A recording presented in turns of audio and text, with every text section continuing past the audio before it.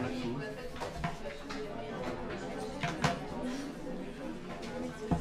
Tu me prêteras le bip à midi? Oui. Tu sais, pour... Parce que toi, tu rentres chez toi le midi. Oui, moi, je vais t'en faire. Je vais pas aller à l'école. Ah, j'ai pas tout fini. Moi, j'ai fini les 2 premières, mais en fait, il y en a une qui s'est ratée.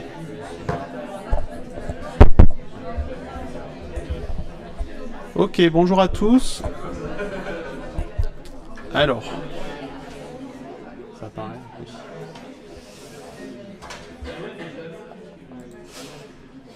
Alors, ce que je vous propose, c'est, bonjour déjà, on va avancer sur la convention, où il n'y a pas de questions, mais c'est nécessaire que vous l'ayez au moins lu une fois dans votre vie, puisque vous allez avoir un rendez-vous à la CPM tout bientôt, et du coup, vous validerez cette convention, donc ça équivaudra à signer un contrat avec la CPM. Donc, alors, par contre, ça a bugué dans mon ordi, donc du coup, j'ai perdu là où on était. Alors, on avait quand même survolé assez rapidement le zonage, parce que de toute façon, il ne touchera pas de la même manière chacun d'entre vous, et qu'à la limite, la manière dont c'est calculé, c'est pas forcément ce qui vous intéresse le plus. Ce qui vous intéresse le plus, c'est le plan du zonage, que vous pourrez donc consulter soit sur le site de l'ERPS, soit sur le site de l'ARS. Ensuite, en début d'après-midi, soit on aura terminé la convention et bon, on enchaîne, soit on finira la convention. Après, ce que je ferai, j'ai pas souvenir de vous avoir projeté un tableau récapitulatif la dernière fois des différentes procédures conventionnelles avec la CPM. C'est un tableau que j'avais obtenu du directeur de la caisse et qui vous permettra aussi potentiellement de visualiser sur un tableau qui est pas simplissime mais qui est déjà en fonction du problème que vous avez, quelles sont du coup les procédures à suivre et quelles sont éventuellement les juridictions à saisir ou qui peuvent être saisies contre vous. D'accord ? Donc ça, on fera le tableau et si j'ai le temps entre midi et 2, je ferai un ou deux cas en fait, un peu juridiques, qu'on fera, qui pourraient être des modèles de cas pratiques que je donne en partiel. D'accord ?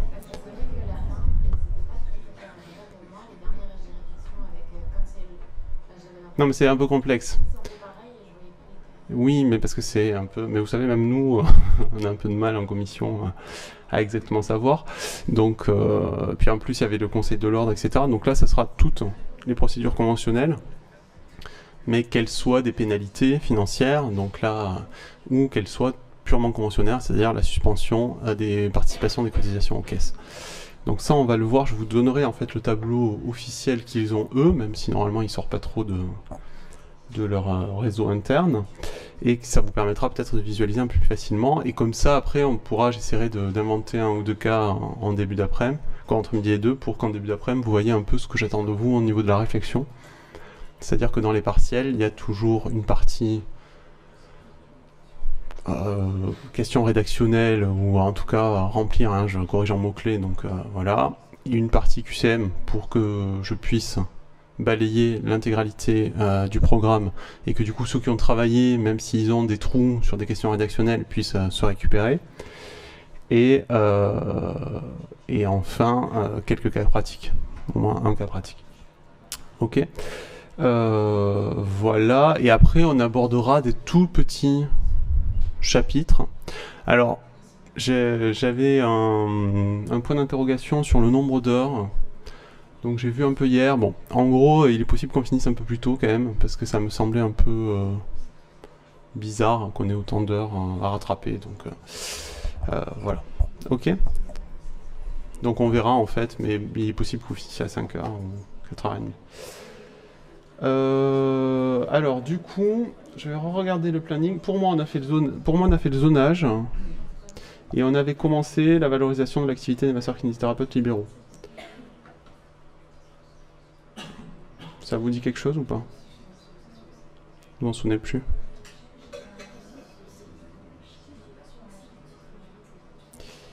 Vous pensez qu'on a tout fait en entier? Parce que du coup j'ai perdu, normalement j'ai des notes, ça a tout craché, donc même avec les K1 ça a craché. Enfin, bon. Oui, c'est ça. Mais alors, je pense que j'avais un peu sauté le zonage. On n'a pas tout fini en plus, parce que le BDK et tout ça, on l'a pas fait, hein. Donc il nous reste un bon morceau. Sachant qu'il reste à voir après. Donc ça, c'est l'avenant 5, parce que l'avenant 5 a revu l'intégralité de la convention. Il aurait été peut-être plus à même d'ailleurs de refondre une nouvelle convention plutôt que de faire un avenant qui rebalayait tout. Et après, on verra rapidement l'avenant 6 qui, lui, fait que quelques modificatifs à l'avenant 5, essentiellement sur des cotations.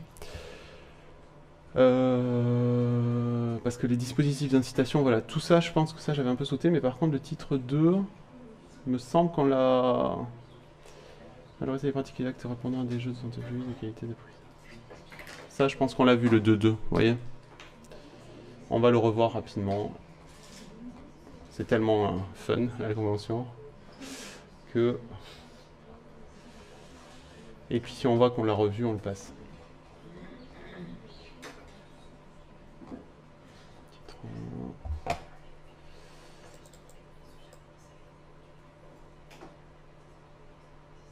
Ça, les dérogations, on les avait vues.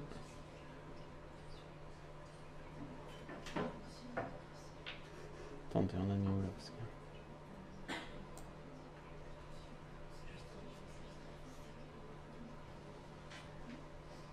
Ça, on l'a peut-être pas vu. Hein. Non. Promotion, non, ouais, c'est ça. Le 3, c'est sûr qu'on l'a pas vu. C'était soit on était au 2. Bon, désolé pour le manque d'organisation là. Non, ça on l'a pas vu non plus, ça c'est important. Ça non plus. Voilà, on a été, je pense, au réaccompagnement des différentes... ça, ce qui était un peu nouveau. On l'avait un peu survolé, hein, l'AVC, donc c'est pour ça. On va le reprendre un peu plus parce que bon, ça reste des grosses modifications, même si c'est pas le plus souvent... Donc on va reprendre au 2.2.2, le valoriser la prise en charge des patients en post-hospitalisation en situation de fragilité et ou de chronicité. Bon, je suis désolé, hein, c'est un peu rébarbatif, c'est un peu lourdingue, mais en même temps, voilà, comme vous la lirez jamais de vous-même, et que c'est quand même au programme. Donc la valorisation de la prise en charge rapide de la rééducation en sortant d'hospitalisation, donc ça c'est ce fameux, la fameuse politique qui dure depuis quelques années du virage ambulatoire. Hein.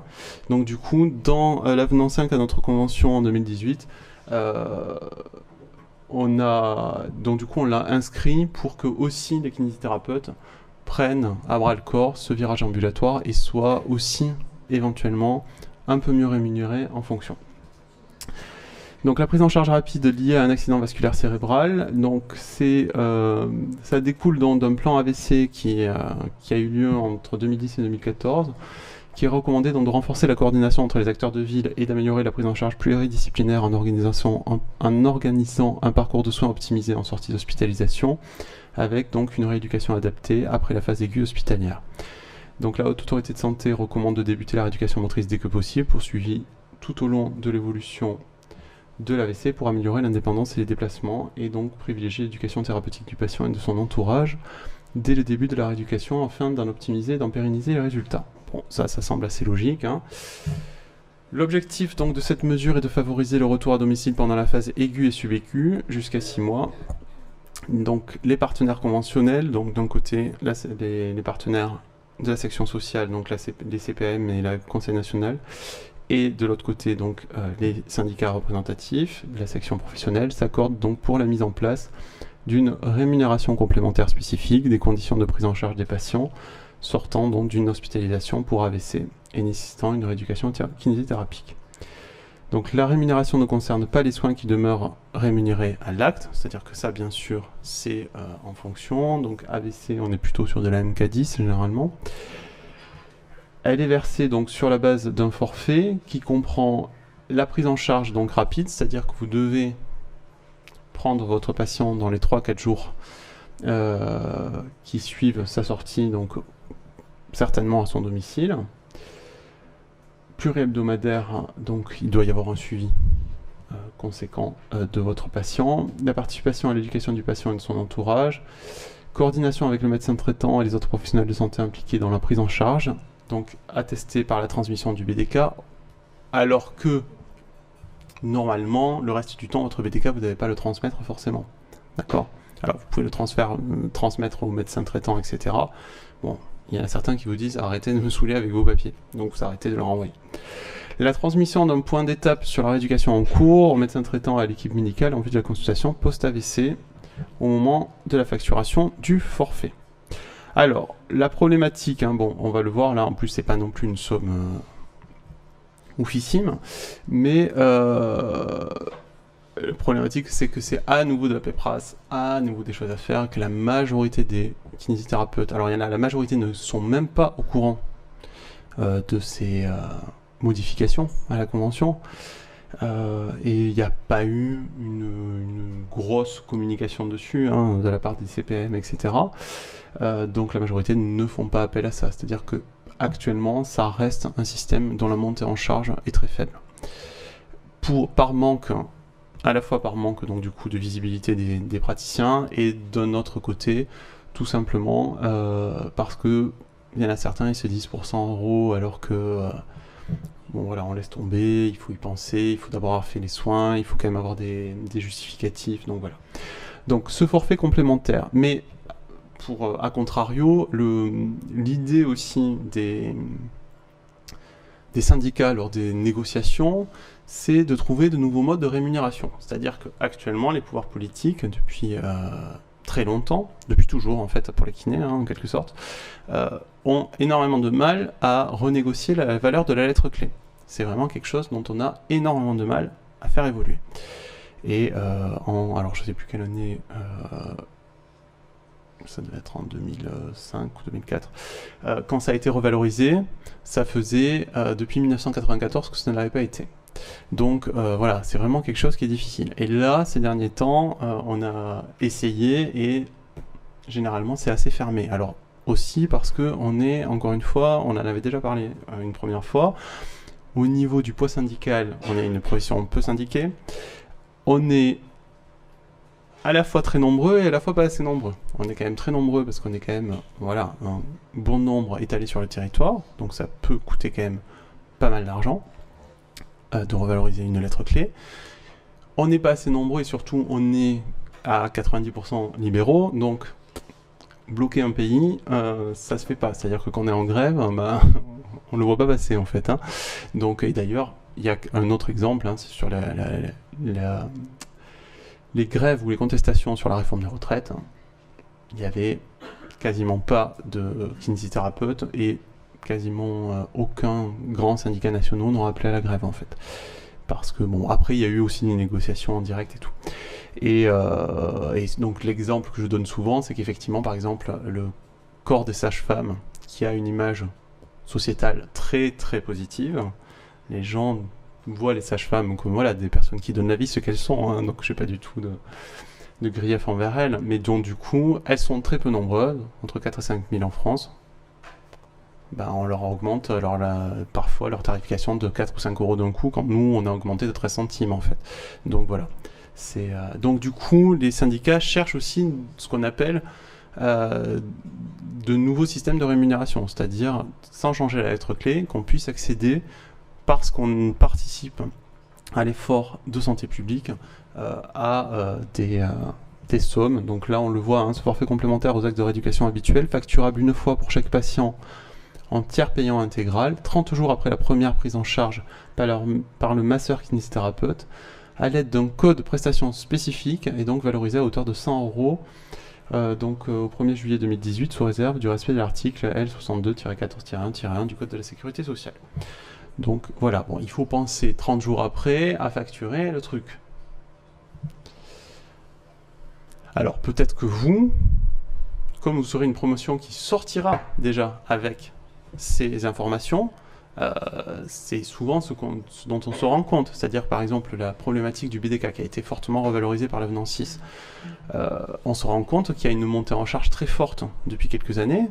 Moi le BDK c'est ma promo à moi en fait, et donc du coup effectivement ça a mis longtemps à monter en charge parce qu'on était quelques promos qui sortions chaque année et qui l'utilisions un peu ou prou, sachant que ceux qui faisaient un peu de la copie conforme de leur titulaire, du coup l'appliquaient pas, donc c'était un peu bête.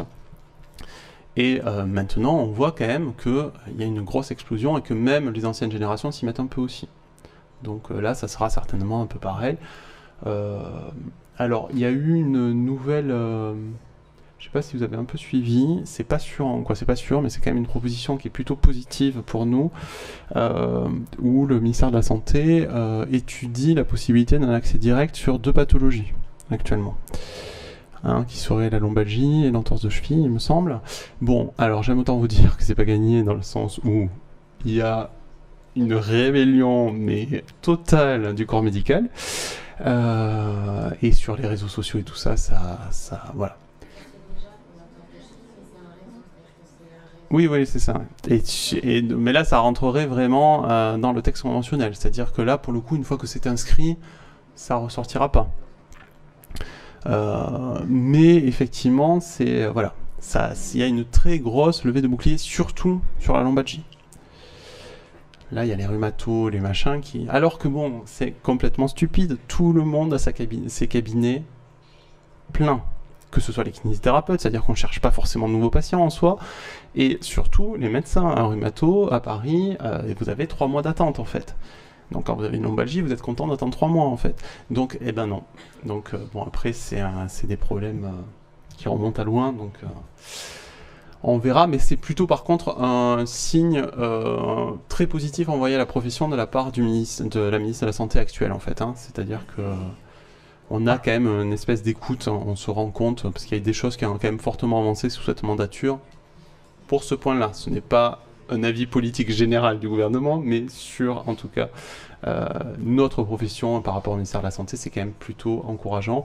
Et je pense que la réingénierie avance aussi. Ça avance petit à petit, mais quand même, ça avance. Donc, la même chose existe pour un accompagnement du retour à domicile post-chirurgie orthopédique. L'objectif de cette mesure est de favoriser le retour à domicile des patients après donc une chirurgie orthopédique. Les partenaires conventionnels s'accordent sur la mise en place d'un forfait dans le cadre de programmes d'accompagnement du retour à domicile après chirurgie orthopédique, mis en œuvre par les régimes d'assurance maladie. Ce forfait rémunère une prise en charge kinésithérapie rapide, donc dans les 2 jours qui suivent l'hospitalisation. Réalisé initialement au domicile pour les interventions en chirurgie orthopédique, il se répète un peu, Il comporte également une évaluation du domicile du patient dans l'objectif d'adapter la rééducation à ses besoins, ainsi qu'un contact préopératoire pour les interventions programmées qui le nécessitent. Donc là, on voit que... alors, cette rémunération ne concerne pas les soins qui demeurent rémunérés à l'acte toujours de la même manière. Alors en plus, le forfait, je pense qu'il est assez dérisoire, celui-là. Dans mon souvenir, on va regarder. Ouais, non, c'est bien ça. Elle est versée sur la base d'un forfait qui comprend donc la prise en charge rapide dans un délai de 48 heures, la participation à l'éducation du patient, la coordination avec le médecin traitant et les autres professionnels de santé impliqués dans la prise en charge, attestée donc par la transmission du BDK. Après, je vous fais un petit... vous avez dû en entendre parler, donc c'est pour ça que je vous fais un petit aparté. Ce forfait complémentaire aux actes de rééducation habituels, facturable une fois par patient et en tiers payant intégral à l'aide d'un code prestation spécifique, est valorisé à hauteur de 20 € au 1er juillet 2018, sous réserve du respect de l'article L-162-14-1-1 du Code de la Sécurité sociale. Alors, bon, déjà, c'est un forfait de 20 €. Alors, c'est toujours mieux que rien, c'est clair, mais bon... La majorité, sachant que là, en plus, ça vous demande quand même un peu de... C'est-à-dire que si c'est, par exemple, une chirurgie programmée chez un de vos patients, il faut faire d'abord un contexte préopératoire. Alors, bon, si c'est un patient que vous suivez, c'est pas très compliqué. Mais voilà, ça, pareil, la montée en charge est très faible. Alors, ça se... la problématique aussi chez les praticiens, surtout chez les praticiens, encore une fois, vous êtes étudiant, et votre rôle, et votre fonction, c'est d'absorber toutes les informations qu'on vous donne, mais surtout voilà, d'appréhender un métier sans avoir la tête dans le guidon. Pour l'instant, vous ne l'avez pas, vous verrez, vous l'aurez rapidement. C'est-à-dire que les 6 premiers mois, de toute façon, vous serez tellement fatigué qu'à 22h30, vous dormirez, et on ne réfléchit plus à grand-chose après, c'est ça le problème. Le problème, c'est qu'il y a de multiples informations. C'est-à-dire que ce nouveau mode de rémunération, qui est plutôt positif en soi, même si pour moi, en tout cas, sachant que quand même, quand on voit le coût de journée hospitalière qu'on fait gagner, quand on sait combien ça vaut une journée hospitalière, je pense que 20 €, C'est un peu se foutre la gueule du monde. Mais bon, c'est toujours, encore une fois, symboliquement c'est ça, et peut-être que du coup on pourra le faire augmenter comme on a réussi à faire augmenter d'autres trucs. Le problème c'est que ça se surajoute, ça se superpose à d'autres dispositifs, qui sont des dispositifs qui sont pas forcément des dispositifs conventionnels, mais qui sont quand même des accords avec la CPM, avec les hôpitaux, etc. Et notamment les dispositifs Prado. Et alors, je ne sais pas si vous connaissez ce qu'est le Prado, mais bon, le Prado, il y en a dans plusieurs pathologies, et elle ne concerne pas que les kinésithérapeutes. Mais il y a ce qu'on appelle un Prado orthopédie, qui sont donc des conventions signées entre la CPM et l'hôpital, et du coup, que certains kinésithérapeutes libéraux vont, alors c'est même pas signé, mais vont participer à ce dispositif. Et ce dispositif, c'est aussi un dispositif de virage ambulatoire qui préconise, si vous voulez, aux hôpitaux donc de favoriser le retour à domicile en ayant pris soin avant de tout organiser au domicile du patient. Et donc du coup, certains kinésithérapeutes font partie de ces dispositifs, sont sur des listes à l'hôpital. Alors dans certains hôpitaux, il y a des plateformes de sortie de soins, d'autres c'est un peu plus compliqué, etc. Alors logiquement, c'est pas quelque chose sur lequel vous devez vous inscrire, c'est-à-dire que logiquement, c'est une liste, l'hôpital appelle et vous dites oui je peux pas, machin, etc. Mais donc du coup, certains participent à ça. Il y a d'autres procédés de retour à domicile aussi. Certains hôpitaux, par exemple à Paris, il y a l'hôpital Saint-Joseph, etc., qui eux ont leur propre plateforme de sortie à domicile. Enfin, ça fait quand même une superposition d'informations. Et donc du coup, la majorité des gens ne vont pas penser à appliquer ce forfait, etc. Alors le danger, c'est que si c'est pas utilisé, ça disparaîtra. C'est pour ça que le BDK, par exemple, on a longtemps été lourdingue en disant mais utilisez-les quoi. C'est déjà parce que c'est votre preuve opposable la plus infaillible face à des contrôles, face à des questions, face à un procès, face à tout ce qu'on veut.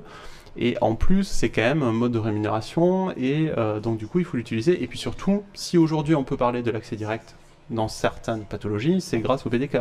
Avant, on n'avait pas du tout de sémantique de notion de diagnostic dans notre profession. D'accord. Donc du coup, voilà. Donc la même chose au niveau donc du handicap respiratoire chronique. Donc là, n'hésitez pas à m'arrêter si vous avez besoin de questions, si vous voulez poser des questions plutôt. Alors en plus le BPCO, voilà, celui-là il est un peu important de chapitre parce qu'il y a eu une valorisation de la lettre clé assez importante. Donc, les partenaires conventionnels proposent la prise en charge de nouveaux actes à partir du 1er juillet 2018 pour la réhabilitation respiratoire des patients atteints de handicap respiratoire chronique en ALD atteints d'une bronchopneumopathie chronique obstructive d'une durée de l'ordre de 1h30 à raison d'une séquence de 20 séances environ en fonction de l'évolution de l'état clinique du patient. Parce que dans le code de déontologie, on y met client, donc comme je me suis coltiné le code de déontologie hier avec les cas. Les deux actes correspondent à une prise en charge identique, donc rééducation respiratoire, renforcement musculaire, entraînement en endurance, éducation thérapeutique, et seraient réalisés selon l'organisation locale disponible et le flux des patients. Leur cotation varierait selon le mode de réalisation, donc l'acte serait coté à MK28, ce qui est relativement colossal par rapport à ce qu'on applique habituellement, mais le MK28 c'est pour 1h30. Donc au final, divisez-le par 3, c'est pas si oufissime, hein. C'est un peu mieux que la rééducation respiratoire à la base, mais bon. Quand il est réalisé uniquement en séance individuelle, et donc côté AMK20 quand il est réalisé avec des temps individuels et collectifs, dans ce cas, seule la rééducation respiratoire est individuelle, il y a un temps de rééducation respiratoire, des groupes 2 à 4 qui peuvent être constitués pour les autres rééducations. Donc voilà, bon, c'est une avancée, en tout cas, c'est un problème de santé publique principal, la BPCO, et donc du coup, voilà. Après, alors moi j'ai participé il n'y a pas longtemps à une table ronde, on va dire, à Paris sur la BPCO, organisée par un laboratoire, mais avec tous les grands professeurs, etc. Bon, j'aime autant vous dire que la reconnaissance de la kinésithérapie dans la prise en charge de la BPCO, c'est pas gagné. C'est pas gagné. Alors si, ils sont d'accord qu'il faut de la rééducation respiratoire, mais dès que vous leur parlez d'éducation thérapeutique, etc., ils n'ont pas trop envie de vous laisser cette sémantique-là et cette nomenclature-là, en fait. Donc voilà, il y a un gros travail à faire dessus, et bon, on verra ce que ça donne. Sachant que le BPCO, il est quand même c'est quand même un fléau assez important dans les cas de comorbidité. Hein, dès que vous avez des pathologies associées, c'est quand même, voilà, vous avez quand même pas mal de décès. Alors, le libellé de l'acte précisera que les conditions d'exécution et les contre-indications doivent être conformes à l'avis de la Haute Autorité de Santé, donc avis du 21 novembre 2012. Un bilan de la mesure sera réalisé à 2 ans avec une évaluation de la montée en charge du volume d'actes par rapport au volume provisionnel. Donc c'est ce que je vous disais, c'est-à-dire que si les kinésithérapeutes ne prennent pas, ne s'accaparent pas ces dispositifs, ils seront voués à disparaître. Sur celui-là, je pense que c'est plutôt intéressant. Hein. Après, il faut avoir par contre le cabinet adapté. Hein. Parce que prendre 4 personnes en même temps, et en même temps faire un roulement pour... Alors il faudrait que je regarde les temps, parce qu'il me semble que ça a un peu évolué. On regardera sur l'avenant 6. Alors, la valorisation de la prise en charge dans le cadre du maintien de l'autonomie de la personne âgée. Ça aussi, vaste programme. Il y a eu beaucoup de... Ces dernières années, ça a été quand même assez... fun à ce niveau-là, parce que voilà, il y a eu énormément de CPAM, donc départementales, qui ont envoyé des indus aux kinésithérapeutes en décotant des actes et en le requalifiant d'AMK6 en permanence. C'est-à-dire que dès qu'il y avait marqué personne âgée sur une prescription, on mettait la MK6. Or, c'est quand même pas ce que dit la nomenclature. La nomenclature a dit que c'est la rééducation à la marche de la personne âgée à MK6. Et donc il a fallu expliquer aux différentes caisses que une personne âgée, elle pouvait avoir besoin d'autre chose que de la marche. Et donc du coup voilà, donc s'en est suivi aussi une modification qui n'est pas encore gagnée, hein, une modification de cet article-là de la Convention par rapport à ça, parce qu'on avait vraiment un gros problème. C'est-à-dire que là, pour le coup, c'était des indus colossaux. Un kiné qui fait de l'EHPAD à 80%, s'il avait des AMK7, des AMK8 et des AMS 9.5, MK7 ça n'existe même plus d'ailleurs, AMS 7.5 et AMS 9.5, et que d'un coup on lui décotait tout en MK6, je peux vous dire que sur 6 mois, fois je sais pas combien de 15 patients par jour, ça commençait à faire quand même des sommes assez colossales. Donc voilà, donc là on a redéfini un peu quand même au niveau de la nomenclature générale des actes ce qui est la rééducation de la marche, et logiquement maintenant c'est quand même la prescription qui doit faire foi. C'est-à-dire que s'il y a bien marqué rééducation des deux membres inférieurs, renforcement musculaire, etc., c'est plus de la rééducation de la marche en fait. Après c'est normal que si vous faites marcher 10 minutes un patient et que vous fassiez que ça, ce soit coté qu'en MK6 en revanche. D'accord ? C'est pas non plus le truc le plus chronophage, et bon... Donc les partenaires conventionnels conviennent de créer une indemnité forfaitaire de déplacement spécifique dans le cadre du maintien de l'autonomie de la personne âgée. Pourquoi ? Parce que sinon, avant, il y avait des lettres clés spécifiques. Vous les avez vues, tout ça ? La nomenclature générale des actes, donc voilà. Hein, il y avait en respiratoire, c'était l'IFP, et donc du coup, c'était 4 €. En orthopédiste IFO, c'était 4 €. En rhumatose, IFR, c'était 4 €, IFN pour la neuro, c'était 4 €. Et après, du coup, il restait la personne âgée, et du coup, on rebasculait sur l'ancien rémunération de déplacement qui était de 2 €. Or, la majorité des autres professionnels ont la même rémunération lors d'un déplacement. C'est-à-dire qu'on expliquait, mais vous êtes gentil, mais en fait, se déplacer, c'est se déplacer, en fait.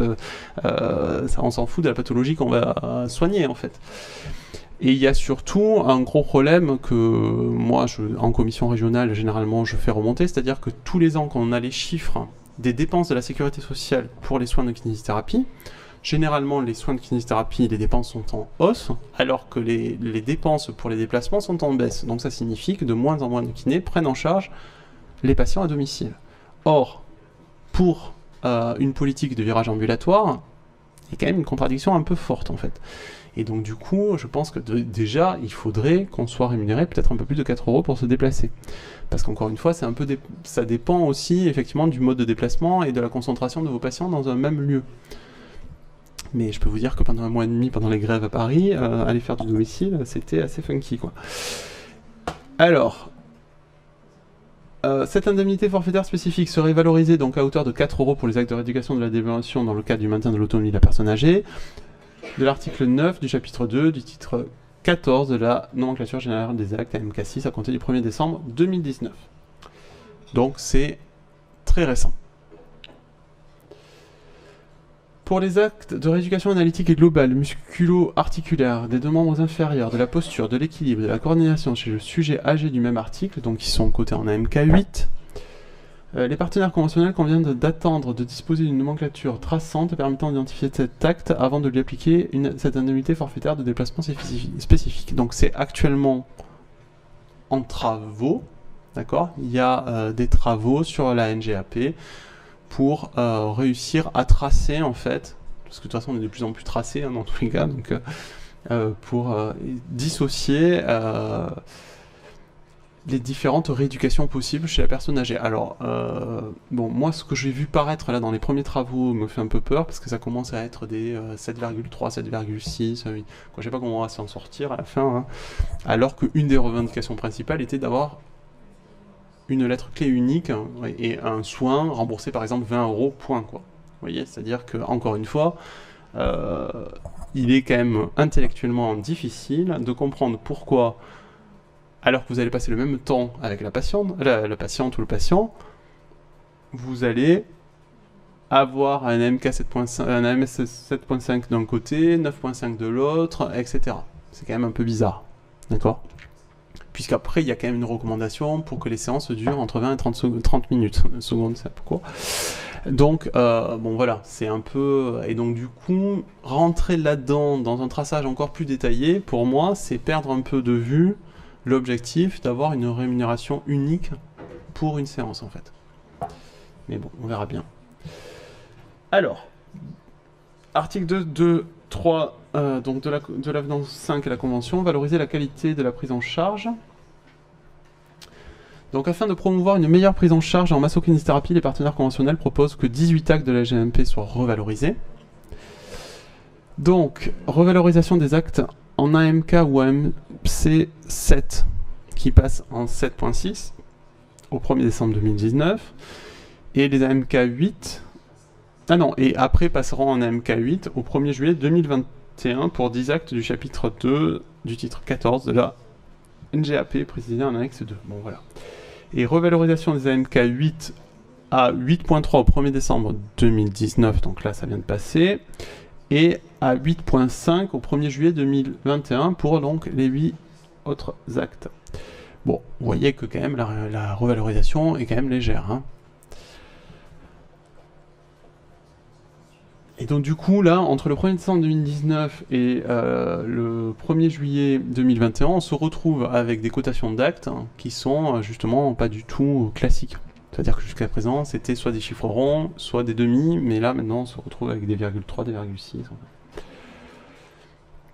Donc, afin de valoriser la prise en charge dans le cadre des programmes de retour à domicile mis en place par les régimes d'assurance maladie après une intervention orthopédique ou traumatologique, les partenaires conventionnels s'accordent pour que la prise en charge de l'indemnité forfaitaire de déplacement IFS soit possible au-delà du 35e jour. Alors ça par contre, méga important, parce que ça nous a pourri nos vies de praticiens et nos vies conventionnelles pendant beaucoup d'années. Évolution des règles relatives à la facturation de 2 séances le même jour. Pour un même patient, cela va de soi.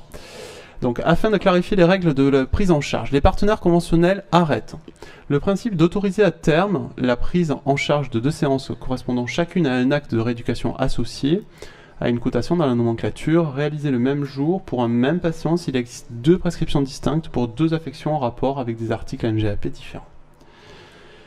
Portant donc sur 2 régions anatomiques distinctes et réalisée lors de 2 séances distinctes une fois achevé le travail descriptif de la nomenclature qui permettra d'identifier précisément les actes pratiqués. Alors en vrai, normalement, nous, on arrive à le faire passer déjà. C'est-à-dire que quand des kinésithérapeutes nous disent « j'ai reçu une demande d'indu de la Sécu parce que j'ai facturé le même patient 2 fois dans la journée, mais parce que j'avais 2 prescriptions différentes, machin, etc. » Bon, logiquement, il envoie un courrier à la commission de recours amiable et c'est abandonné, c'est-à-dire qu'ils ont encore des espèces de détection, je pense, informatisées qui détectent ce problème et du coup envoie le courrier d'indu, alors que on est en cours d'obtenir ça. C'est quand même encore pas optimal.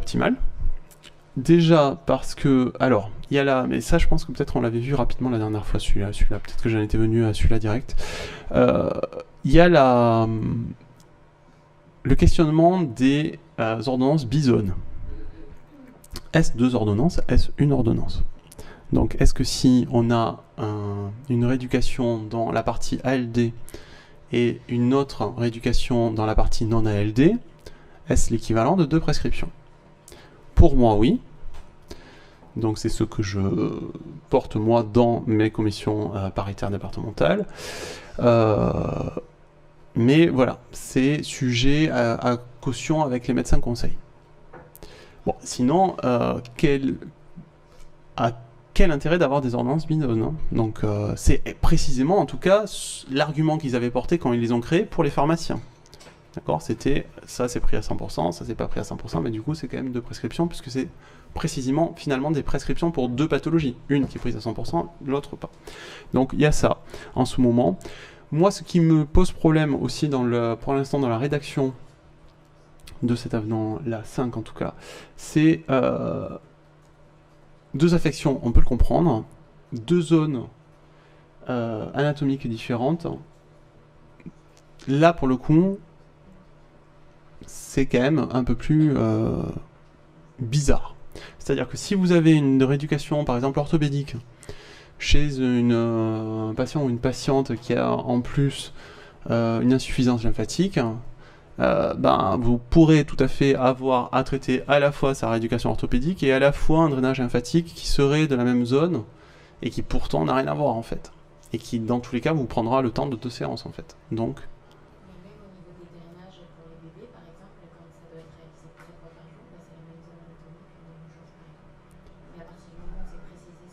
oui, alors, mais parce que ça, c'est la rééducation respiratoire, c'est finalement le domaine de rééducation où on a toujours eu le plus de possibilités. Hein, notamment, c'est la seule, normalement, que l'on peut faire en urgence sans prescription médicale. C'est donc, bon, voilà. Mais effectivement, c'est un peu compliqué parce que après eux ils ont des manières de détecter les choses qui font que bon voilà, ça bloque. Alors, la mise en œuvre de l'ensemble des mesures décrites au 2.2 est conditionnée par la publication préalable d'une modification de la liste des actes et prestations mentionnées donc dans l'article badada du Code de la Sécurité sociale. Donc, titre 3 de votre convention, promouvoir la qualité des soins en masso-kinésithérapie, favoriser l'efficience. Alors, les partenaires conventionnels, soucieux de répondre aux grandes problématiques de santé publique, souhaitent promouvoir, dans le cadre d'un régime fondé sur les preuves, la qualité et l'efficience des soins, en s'appuyant notamment sur les recommandations de la Haute Autorité de Santé. Les référentiels donc, et recommandations en masso-kinésithérapie. Les recommandations des référentiels ont été donc élaborées par la Haute Autorité de Santé en matière de masso-kinésithérapie, en concertation avec les professionnels de santé et pris en compte par les partenaires au fur et à mesure de leur publication afin de participer à l'amélioration des pratiques. Les partenaires veillent à ce que la mise en application de ces recommandations et référentiels place le patient au cœur du système de santé en y associant l'ensemble des acteurs concernés. Sur la base des recommandations de la Haute Autorité de Santé du 29 mars 2006, déterminant une liste d'interventions chirurgicales pour lesquelles la rééducation du patient peut être prise en charge de façon préférentielle en cabinet de ville par un MK libéral, des référentiels ont été validés par la Haute Autorité de Santé. J'essaie de me souvenir. Alors, je trouve que la rédaction n'est pas terrible parce que il me semble que les référentiels ne portent pas, quoi, je suis sûr même que les référentiels ne portent pas que sur des rééducations post-chirurgicales, mais bon. Les rééducations ont vocation à optimiser les pratiques de rééducation par les masseurs kinésithérapeutes, tant en ville qu'en établissement de soins sur la rééducation ostéo-articulaire. Entre 2009 et 2014, les référentiels validés par la Haute Autorité de Santé ont décrit 14 situations de rééducation inscrites à la nomenclature générale des actes, avec la mention d'un seuil au-delà duquel un accord préalable du service médical est nécessaire pour suivre la prise en charge de la rééducation. Depuis avril 2012, seules situations de rééducation sont soumises à la demande d'accord préalable. Alors ça, ça vous êtes au courant, j'imagine. Hein. Vous aurez un... non, excusez-moi, je ne dois pas rigoler. Vous aurez un TD donc en fin d'année avec moi et un des médecins conseils de la sécurité sociale qui sera là pour du coup vous éclairer sur les différents référentiels. Bon, j'ai essayé de le faire tout seul le TD mais j'ai pas pu donc on verra ça donc en fin d'année en juin. Les parties signataires réaffirment par ailleurs leur engagement d'améliorer l'efficience de la prise en charge des soins en masso-kinésithérapie et leur souhait de réduire les écarts de consommation de soins et les disparités régionales de pratiques inexpliquées par l'état sanitaire des populations observées. Donc, les actions menées s'appuieront notamment sur les outils suivants, protocoles et recommandations publiés par la Haute Autorité de Santé, référentiels de la pratique médicale et ceux encadrant la prise en charge élaborés par l'assurance maladie. Alors, au-delà des référentiels de la Haute Autorité de Santé, qui pour moi, certains prêtent aussi à sourire, hein. Excusez-moi, mais l'histoire du canal carpien supérieur à une séance, il faut quand même aller le chercher, quoi. Et même certains référentiels sont quand même très bas pour, par exemple, la rééducation des ligaments croisés ou d'une prothèse totale de hanche. Bon. Mais en revanche, ceux aussi je pense que vous êtes, vous, des promotions qui sont habitués à ça.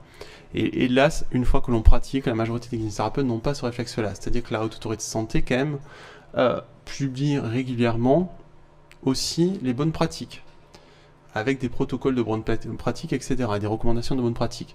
Ça, essayez quand même, peut-être 1 ou 2 fois par an, d'aller voir quand même les recommandations qui sont faites. Tout simplement aussi pour vous protéger d'un quelconque procès ou embêtement, on va dire, par des patients en fait. D'accord ? C'est-à-dire que si en plus vous montrez que votre éducation suivez les recommandations de la Haute Autorité de Santé, vous êtes quand même un peu plus protégé. Même si, encore une fois, parfois, on peut regarder un esprit critique sur ça. Les référentiels de pratique médicale et ceux encadrant la prise en charge... ça je l'ai dit. Les référentiels validés par la Haute Autorité de Santé prévus à l'article L 162-1-7 du Code de la Sécurité sociale concernant les actes en série et permettant de médicaliser la procédure de demande d'accord préalable en adaptant à chaque situation de rééducation le nombre d'actes au-delà duquel un accord est nécessaire pour la suite du traitement. Bon, ça vous l'avez vu, les partenaires assurent le suivi du respect des référentiels de la Haute Autorité de Santé dans le cadre de l'Observatoire national. La contribution au virage ambulatoire. Donc, la recherche d'un parcours de soins en adéquation avec les besoins du patient, en favorisant le recours au mode de prise en charge en ambulatoire et en encourageant une meilleure coordination des acteurs de santé, contribue à la pérennité du système de soins. À ce titre, les MK, par leur intervention au sein de la chaîne de soins ambulatoires, sont une des composantes essentielles de ce parcours. Ainsi, dans un contexte de diminution progressive des durées moyennes de séjour, et pour améliorer le suivi en post-hospitalisation, l'assurance maladie a mis en œuvre un programme d'accompagnement de retour à domicile des assurés pour lesquels un séjour en établissement de soins de suite et de réadaptation n'est pas nécessaire afin de les orienter vers une prise en charge en ambulatoire par un MK. De même, les dispositifs de mise sous accord préalable des établissements de soins de suite et de réadaptation ou des services de chirurgie orthopédique permettent d'adopter une organisation du parcours du patient centré sur ses besoins, en évitant le recours à des solutions de prise en charge inadaptées et non justifiées par son état de santé. Le patient bénéficie alors de soins de proximité par la masso-kinésithérapie de ville. La juste orientation des patients vers l'offre de soins libérale ou l'offre hospitalière s'appuie donc sur ces deux dispositifs complémentaires, les programmes de retour à domicile et la mise sous accord préalable de centres de soins de suite et de rééducation. Ces deux programmes nationaux visent à promouvoir le recours de la kinésithérapie libérale et à réduire les hospitalisations inappropriées en centre de soins de suite et de rééducation, en ciblant principalement les séjours en lien avec un acte d'orthopédie. Par ailleurs, les programmes de préhabilitation préparent le patient en vue d'une intervention chirurgicale afin que sa condition physique soit optimale le jour de l'intervention et qu'il bénéficie d'une meilleure récupération après l'acte de chirurgie. Alors ça, c'est plutôt intelligent. Ces programmes de préhabilitation se développent en chirurgie orthopédique et concernent également les chirurgies cardiaques, digestives, carcinologiques et thoraciques. Et les partenaires conventionnels reconnaissent l'intérêt de ces programmes et s'engagent à étudier les évaluations de ces pratiques en lieu avec la prise en charge des masseurs-kinésithérapeutes en ville. Alors, bon, là, eux, ils disent cardiaque, digestive, carcinologique et thoracique. En vrai, même des chirurgiens orthopédiques, maintenant, font faire des rééducations préparatoires aux opérations. Par ailleurs, les partenaires conventionnels souhaitent favoriser la prise en charge des patients qui ont besoin de soins de massokinésithérapie après une hospitalisation, d'accompagner leur rééducation dans les meilleures conditions et d'éviter une aggravation de leur pathologie ou des réhospitalisations, notamment dans le cas de pathologies lourdes comme la BPCO ou les patients qui ont besoin d'une rééducation après AVC. Ainsi, les partenaires conventionnels souhaitent contribuer à l'amélioration de la pertinence des soins. Bon, on l'a déjà un peu vu tout à l'heure, et là, en fait, il parle du Prado, en fait. C'est essentiellement ça. Chapitre prévention. Alors, ça pareil, et c'est aussi, ça fait écho, vous aviez dû le voir, à la nouvelle définition de la profession. Je vous ai eu en K1, vous, non? Quoi, je vous ai vu, mais en TD, ouais. Donc voilà, bon, sinon dans le premier article de la partie législative du Code de la santé publique, nouvelle définition de la profession et la prévention est apparue, d'accord? Promotion, prévention, et puis après ce qu'il y avait avant. Consciente de la place des masseurs-kinésithérapeutes comme acteurs de santé publique dans leur domaine d'intervention, l'assurance maladie s'engage à les associer aux travaux visant à définir et mettre en œuvre des actions de communication et de prévention, notamment dans le domaine de la lombalgie, des troubles de la croissance et de la posture chez l'enfant, des troubles musculo-squelettiques chez l'adulte au travail, en favorisant une meilleure coordination avec le médecin traitant. Expérimentation. Pour chacune des expérimentations suivantes, un groupe de travail dont la composition sera définie par la CPN, donc Commission paritaire nationale, sera créé dans les 3 mois suivant l'entrée en vigueur du présent article pour un début d'expérimentation en 2019, donc on y est. Les groupes de travail auront pour mission de définir un calendrier précis, le périmètre et les critères d'évaluation de l'expérimentation. Sur la base de ces critères, ils dresseront un bilan de cette expérimentation. Un protocole d'évaluation de l'expérimentation devra être défini afin de pouvoir juger de l'intérêt d'une généralisation de l'expérimentation. Expérimentation pour une évaluation de l'environnement et de la stratégie de prise en charge du patient. Alors c'est quand même le texte officiel du ministère, donc il y a des coquilles partout, mais c'est pas grave. Du patient en situation de handicap sévère réalisé à domicile par le masseur-kinésithérapeute. Afin d'améliorer la prise en charge des patients présentant une déficience fonctionnelle sévère nécessitant une rééducation, les partenaires conventionnels sont convenus d'expérimenter la mise en place d'un forfait prenant en charge l'évaluation du domicile du patient et la définition d'une stratégie de prise en charge du handicap au domicile du patient.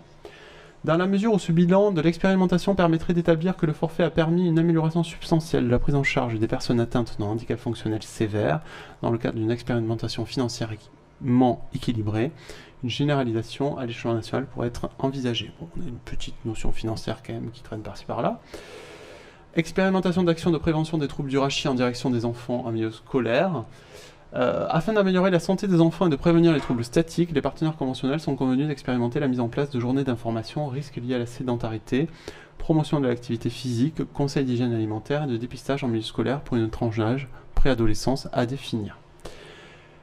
Et ça, notamment, c'est un programme que certaines CPAM ont pris à leur compte, qui a été lancé donc en Ile-de-France et qui a été soutenu par l'URPS Kiné d'Ile-de-France, qui s'appelait le programme M-Tondo en fait. Certains ont entendu parler, qui faisait écho en fait au niveau du nom à une campagne 4-5 ans avant qui était MT-DAN, qui était donc un milieu scolaire pour détecter justement les problèmes, etc. Et donc du coup voilà, qui était plutôt visé, alors pas aux préadolescents, mais quand même très petit quand même, hein. C'était vraiment primaire dès le CP. Promotion du bilan diagnostic kinésithérapique rénové. Donc les parties signataires entendent rénover, simplifier et valoriser l'utilisation du BDK en tant qu'outil privilégié de la qualité des soins et de la coordination entre le médecin traitant et le masseur-kinésithérapeute libéral. Dans cet objectif, les partenaires s'engagent à étudier au sein d'un groupe de travail les modalités de dématérialisation de la fiche de synthèse qui permettront de contribuer à l'efficience, la prise en charge coordonnée, la valorisation de l'expertise des MK, ainsi que la recherche dans le domaine des pratiques professionnelles. La composition de ce groupe de travail est définie donc en CPN. L'objectif de la dématérialisation de cet outil est de permettre une saisie facilitée, une transmission simplifiée des fiches de synthèse et la remise d'un document d'information clair aux patients. Ce qui n'est pas encore le cas. Le groupe de travail aura pour objectif de définir le contenu des fiches de synthèse et des documents patients et d'organiser le circuit de l'information et l'utilisation des données à des fins scientifiques. Donc les outils en faveur de la coordination. Pour répondre aux attentes des patients dans l'accès aux soins de qualité et d'une prise en charge en ambulatoire, les partenaires conventionnels conviennent de la nécessité de poursuivre dans la convention l'accompagnement des évolutions de la profession, le soutien aux pratiques de coopération efficiente et de conforter la place du MK dans la prise en charge coordonnée du patient avec les autres professionnels de santé. Par ailleurs, le déploiement d'outils dématérialisés facilitant l'échange d'informations entre les professionnels de santé autour de suivi des patients et le travail coordonné doit être favorisé. À cet égard, le développement du recours aux outils tels que le dossier médical partagé, le DMP, et la messagerie sécurisée ou tout autre outil de partage d'informations entre professionnels de santé doit être encouragé dans l'objectif de favoriser plus largement une amélioration de la coordination du parcours de soins des patients entre les différents professionnels de santé en ville. Donc pour ça, voilà, c'est le chapitre qui suit sur la rémunération. Alors les messageries sécurisées, elles sont obligatoires maintenant au niveau conventionnel. Donc dès que vous serez praticien, donc dans quelques semaines, il vous faudra donc du coup souscrire à une messagerie sécurisée. Il y en a plusieurs, il y en a une proposée par la CPM. Et la nouveauté aussi, c'est que maintenant, pour avoir droit à... je ne me souviens même plus du nouvel intitulé, mais en gros c'est l'aide à la modernisation des cabinets, en gros. Donc en fait c'est des forfaits qui vous sont alloués par flux. Comme si c'était un tiers payant alors avant c'était pour le scanner, c'était pour le processus corps. Ensuite c'est aussi une aide au paiement du logiciel métier et après il reste quoi? Dernièrement ils ont rajouté un truc. Bon, je m'en souviens plus. Ou c'était peut-être le logiciel métier et après ils ont rajouté score, enfin bon, c'est 490 € je crois. Il faudrait que je regarde un peu plus en détail. Et donc maintenant, en plus, on doit aussi cocher des indicateurs. Donc maintenant, ça ne se fait plus automatiquement par rapport à l'analyse de vos activités, mais aussi de manière déclarative, où il faut cocher des indicateurs, et notamment s'engager à faire partie de projets interprofessionnels locaux. Alors, la rémunération sur objectif de santé publique. Dans un objectif de promotion de la qualité de la pratique et de l'efficience des soins, les partenaires conventionnels conviennent de lancer des travaux visant à la détermination d'indicateurs permettant une rémunération sur objectif de santé publique des MK. Cette rémunération aurait pour finalité de valoriser l'intervention des MK en matière de santé publique et de pertinence de la prise en charge pour l'atteinte d'indicateurs portant notamment sur la qualité des soins, le profil des patients pris en charge, la prévention, le dépistage, l'utilisation d'outils de coordination et de simplification des échanges. Donc notamment alimenter donc, le dossier médical partagé, l'utilisation des téléservices et leur engagement dans une démarche de qualité. Donc ces travaux s'engageront dans le cadre de la commission paritaire nationale à compter du janvier 2019, leur objectif de le conclure avant mi-2020 en vue d'une mise en œuvre à compter de l'année 2021. Ok, bon, on fait 5 minutes de pause. Sauf si vous n'en avez pas besoin. On continue ? Allez, on continue. Champ d'application de la Convention. Démarche du MK auprès de la Caisse lors de l'installation en libéral, dont les MK qui souhaitent exercer leur activité sous forme libérale et facturer à l'assurance maladie les actes réalisés dans ce cadre effectuent les démarches nécessaires auprès de leur caisse de rattachement pour se faire enregistrer et obtenir un identifiant leur permettant d'effectuer cette facturation. Donc ça, c'est la démarche que vous aurez à faire en juin. Pour ceux qui veulent commencer dès juin-juillet.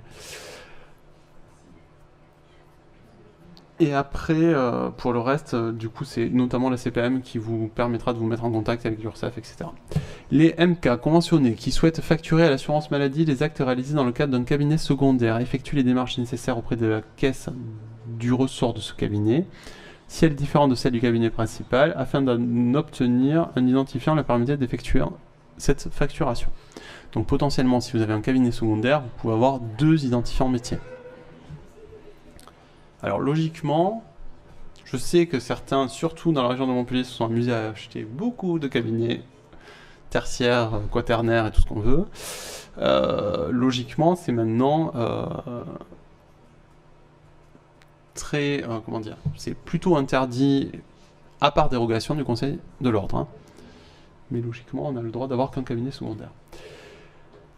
Les MK sont tenus de transmettre aux caisses l'attestation d'inscription à l'ordre des masseurs-kinésithérapeutes de leur département d'exercice, comportant entre autres leur numéro d'inscription et leur numéro donc RPPS, ainsi que l'adresse de lieu d'exercice principal et ou secondaire.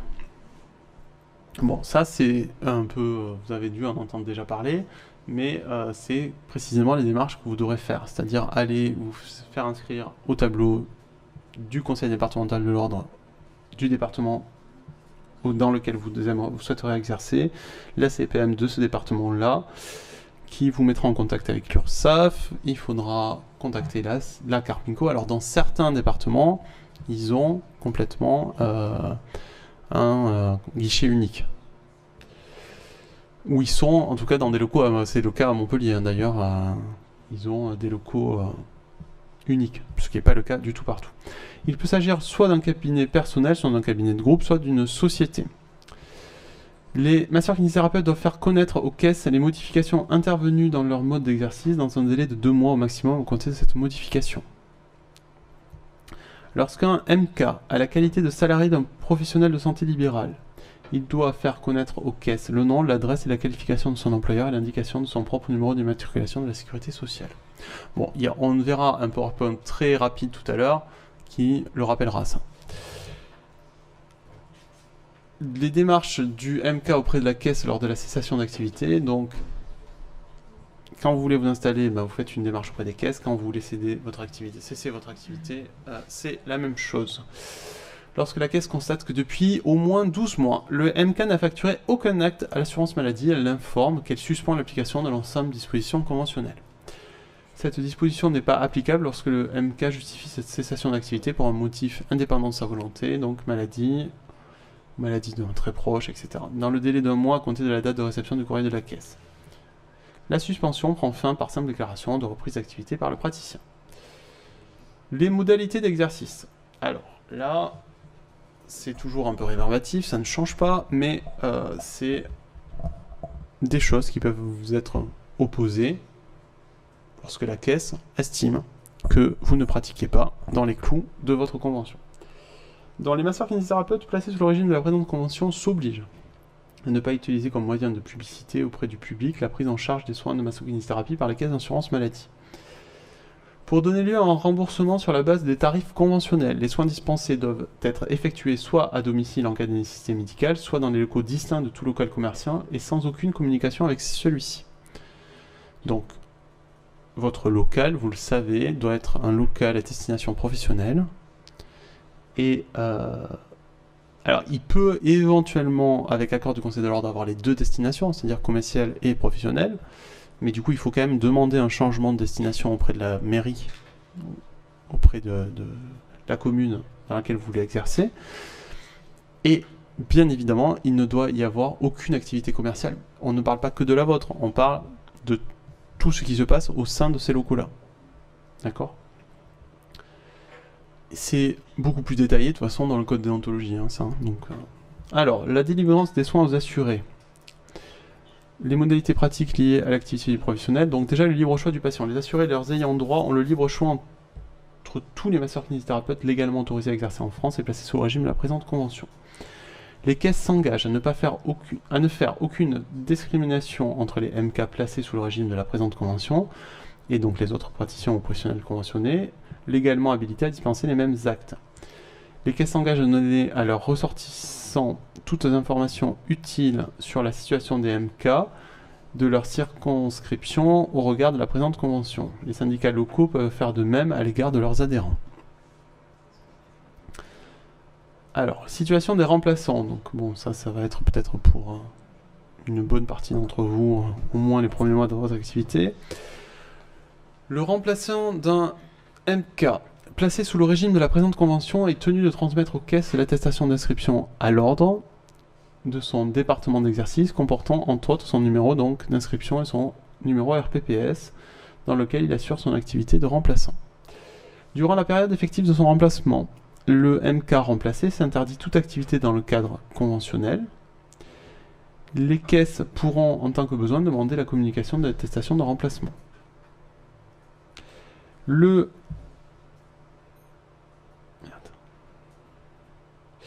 MK remplacé vérifie que le masseur-kinésithérapeute remplaçant remplit bien les conditions nécessaires à l'exercice du remplacement dans le cadre de la présente convention. Ainsi, il s'engage à porter à la connaissance de son remplaçant les dispositions de la présente convention et à l'informer des droits et obligations qui s'imposent à lui dans ce cadre. Bon, là, ça fait un peu redite, puisque vous, en tant que praticien, vous êtes censé déjà la maîtriser, votre convention. Mais du coup, la personne remplacée se doit de vérifier que vous pratiquez. Bon, c'est un peu bizarre, parce que par définition, elle n'est pas là, hein, mais bon. Le remplaçant prend la situation conventionnelle du remplacé. En conséquence, le MK remplaçant ne peut remplacer, dans le cadre conventionnel, un masseur-kinésithérapeute déconventionné. Ça va assez de soi, c'est-à-dire que si un kinésithérapeute, certes titulaire d'un diplôme d'État, exerce dans un cabinet, il part et vous voulez avoir une activité conventionnée, c'est-à-dire que vos soins soient remboursés par la sécurité sociale, si votre titulaire, entre guillemets, est déconventionné et donc ne fait plus partie du parcours de soins, bah vous ne pouvez pas, en tant que remplaçant, avoir des soins remboursés. Le MK remplaçant dispose de sa propre carte de professionnel de santé, donc ça c'est relativement récent, et l'utilise pour facturer les soins. Il est identifié comme l'exécutant des soins facturés sous le numéro de facturation assurance maladie, masseur-kinésithérapeute remplacé. Les documents ouvrant droit au remboursement des prestations. Les MK s'engagent à n'utiliser que les feuilles de soins imprimées et documents sur support papier ou électronique, conformes au modèle prévu par les lois et règlements en vigueur. Pour les actes dispensés dans un établissement ou une structure d'hébergement et non pris en charge par l'assurance maladie ou un autre titre, forfait de soins, etc., les MK doivent noter sur la feuille de soins, à côté du pavé d'identification, l'adresse et la raison sociale de l'établissement, maison de retraite, foyer, logement, etc., et de la structure où a été effectués les soins. L'Union nationale des caisses d'assurance maladie s'engage à consulter les organisations syndicales nationales représentatives signataires préalablement à toute création ou modification d'un périmètre nécessaire à l'application de la législation de la réglementation de la sécurité sociale. Bon, dès qu'il y a un changement, normalement, les syndicats sont consultés et c'est à eux de vous transmettre des informations puisque nul n'est censé ignorer la loi. Rédaction des ordonnances. Donc les MK formulent ses prescriptions sur une ordonnance portant de façon lisible son nom, son adresse, et son numéro d'identification ainsi que le nom et le prénom du bénéficiaire. Les ordonnances sont formulées quantitativement et qualitativement avec toute la précision nécessaire. Elles doivent être donc conformes à la réglementation en vigueur et donc en application à l'article L162-8 du Code de la Sécurité sociale, lorsqu'il est prescrit un dispositif médical non remboursable, le MK en informe son patient et porte la mention donc NR sur l'ordonnance en face de la spécialité ou du produit concerné. Ça, idem que le BDK, le droit à la prescription du matériel et des substituts nicotiniques, ça c'est vraiment pas de tout temps, c'est relativement récent, et c'est important que vous le preniez à bras le corps pour pouvoir du coup aussi qu'on garde ce droit à la prescription, d'accord ? Et que éventuellement, on sait-on jamais, on peut toujours rêver, on ait un jour le droit par exemple de prescrire des imageries médicales, ce qui serait quand même beaucoup plus logique que de renvoyer chez le médecin qui ne sait généralement pas ce qu'il faut prescrire comme imagerie, etc. Les parties signataires à la présente convention s'engagent à porter à la connaissance des partenaires locaux toute information utile sur les modalités d'application du droit de prescription des masseurs-kinésithérapeutes. Facturation des honoraires. Lors de chaque acte, le MK porte sur la feuille de soins ou le document de facturation toutes les indications prévues par la réglementation en vigueur. Lorsqu'il réalise des actes ou prestations remboursables par l'assurance maladie, le masseur-kinésithérapeute est tenu de mentionner ces actes sur une feuille de soins ou tout autre support en tenant lieu. Lorsque le MK réalise des actes ou prestations non remboursables par l'assurance maladie, ce dernier n'établit pas de feuille de soins ni d'autres supports en tenant lieu, conformément à l'article L 162-8 du Code de la Sécurité sociale. Dans les situations où le masseur-kinésithérapeute réalise des actes ou prestations remboursables, y compris donc le dépassement d'exigence, et non remboursables au cours de la même séance. Il porte uniquement les premiers sur la feuille de soins. Alors ça, c'est quand même important parce que... donc là, moi, je suis en plein à Paris dans une procédure consécutive à l'envoi à 800 kinésithérapeutes parisiens de lettres d'avertissement pour des pratiques de DE.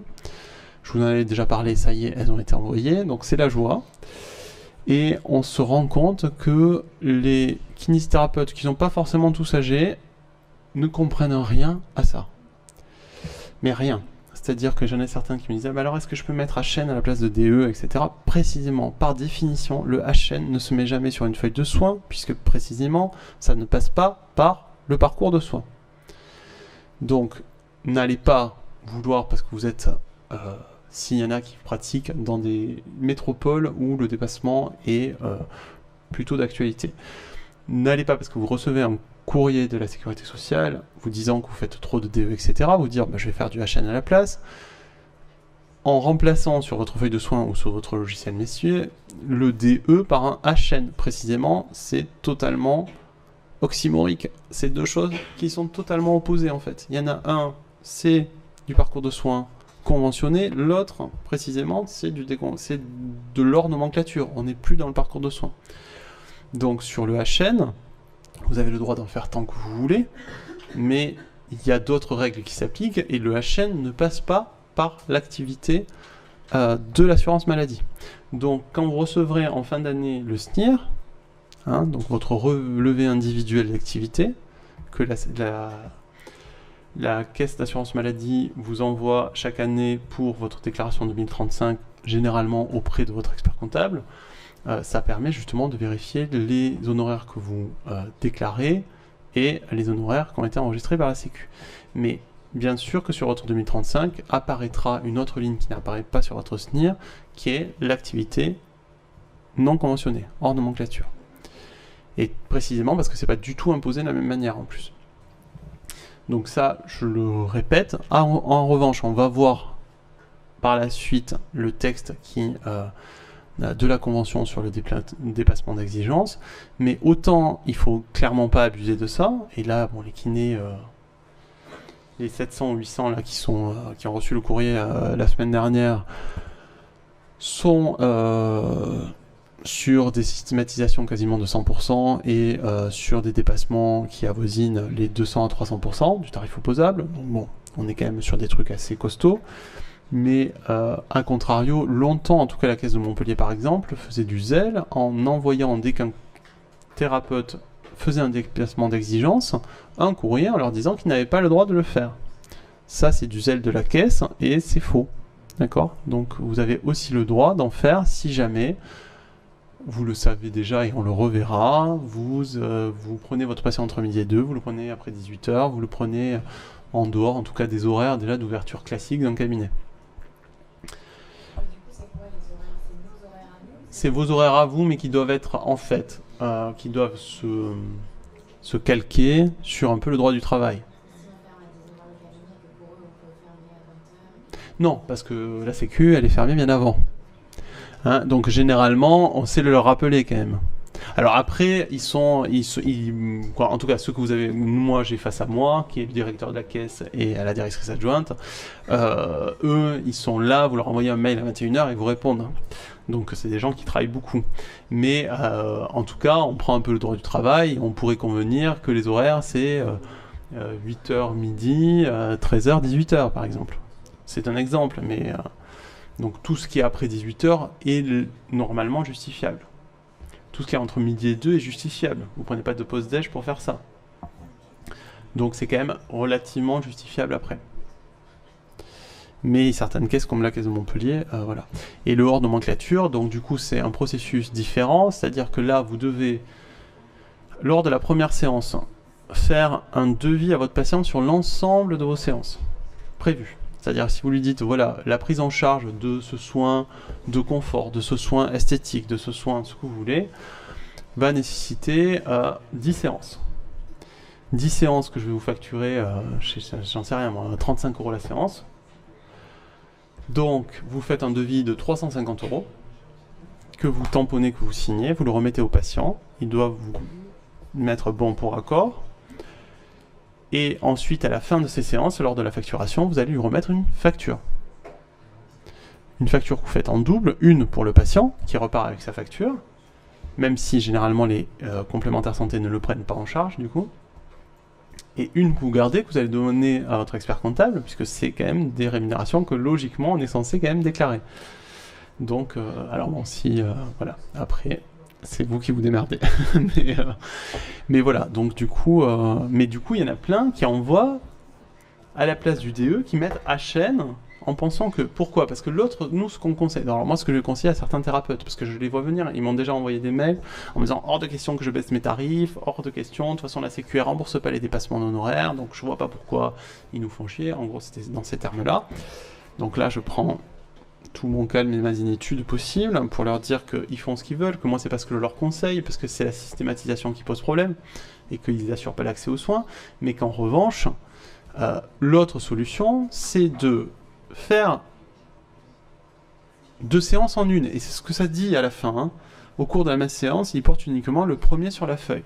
Si vous prenez votre patient 1 heure, vous faites une demi-heure de soins conventionnés, que vous facturez. Si en plus vous faites beaucoup de dépassements à côté, pour faire diminuer votre taux de systématisation, il vaut mieux pas en prendre sur celui-là. Donc faites un tarif opposable. Et qu'après vous faites une séance en HN, d'une demi-heure, ça vous fait votre séance d'1 heure, et c'est notamment ce qu'on conseille aux mésiéristes. Les mésiéristes qui font des séances d'1 heure, par exemple, et ils vous disent, oui, mais de toute façon, moi je fais une séance d'1 heure, donc ça devrait... Bon, oui, mais la convention ne vous permet pas de justifier votre dépassement par ça. Donc il y a un moment, on peut en discuter toute la journée, mais c'est le droit qui primera à la fin. Donc, et donc du coup, faire ça. Alors, la complexité, c'est que vous ne pouvez pas appliquer votre HN comme un DE, c'est-à-dire que du coup, vous devez d'abord faire quand même un devis initial en disant à votre patient, voilà, on va faire 10 séances d'1 heure, 10 séances dont une partie sera prise en charge à 100% par la caisse et votre mutuelle, puisque c'est du tarif opposable, et une partie hors nomenclature que je vous facture. Donc si vous voulez faire du 35 € et que vous faites un AMS 9.5, j'en sais rien, ça fait 14 € de dépassement, à peu près, quoi, de HN. Donc 14 € x 10, vous allez faire une facture, un devis de 140 €, et à la fin, vous facturerez 140 € en lui remettant une facture de 140 €. Là où le patient va faire la gueule, c'est que sur le dépassement d'exigence, notamment nous à Paris, les complémentaires santé, surtout des grosses boîtes, prennent en charge une part colossale.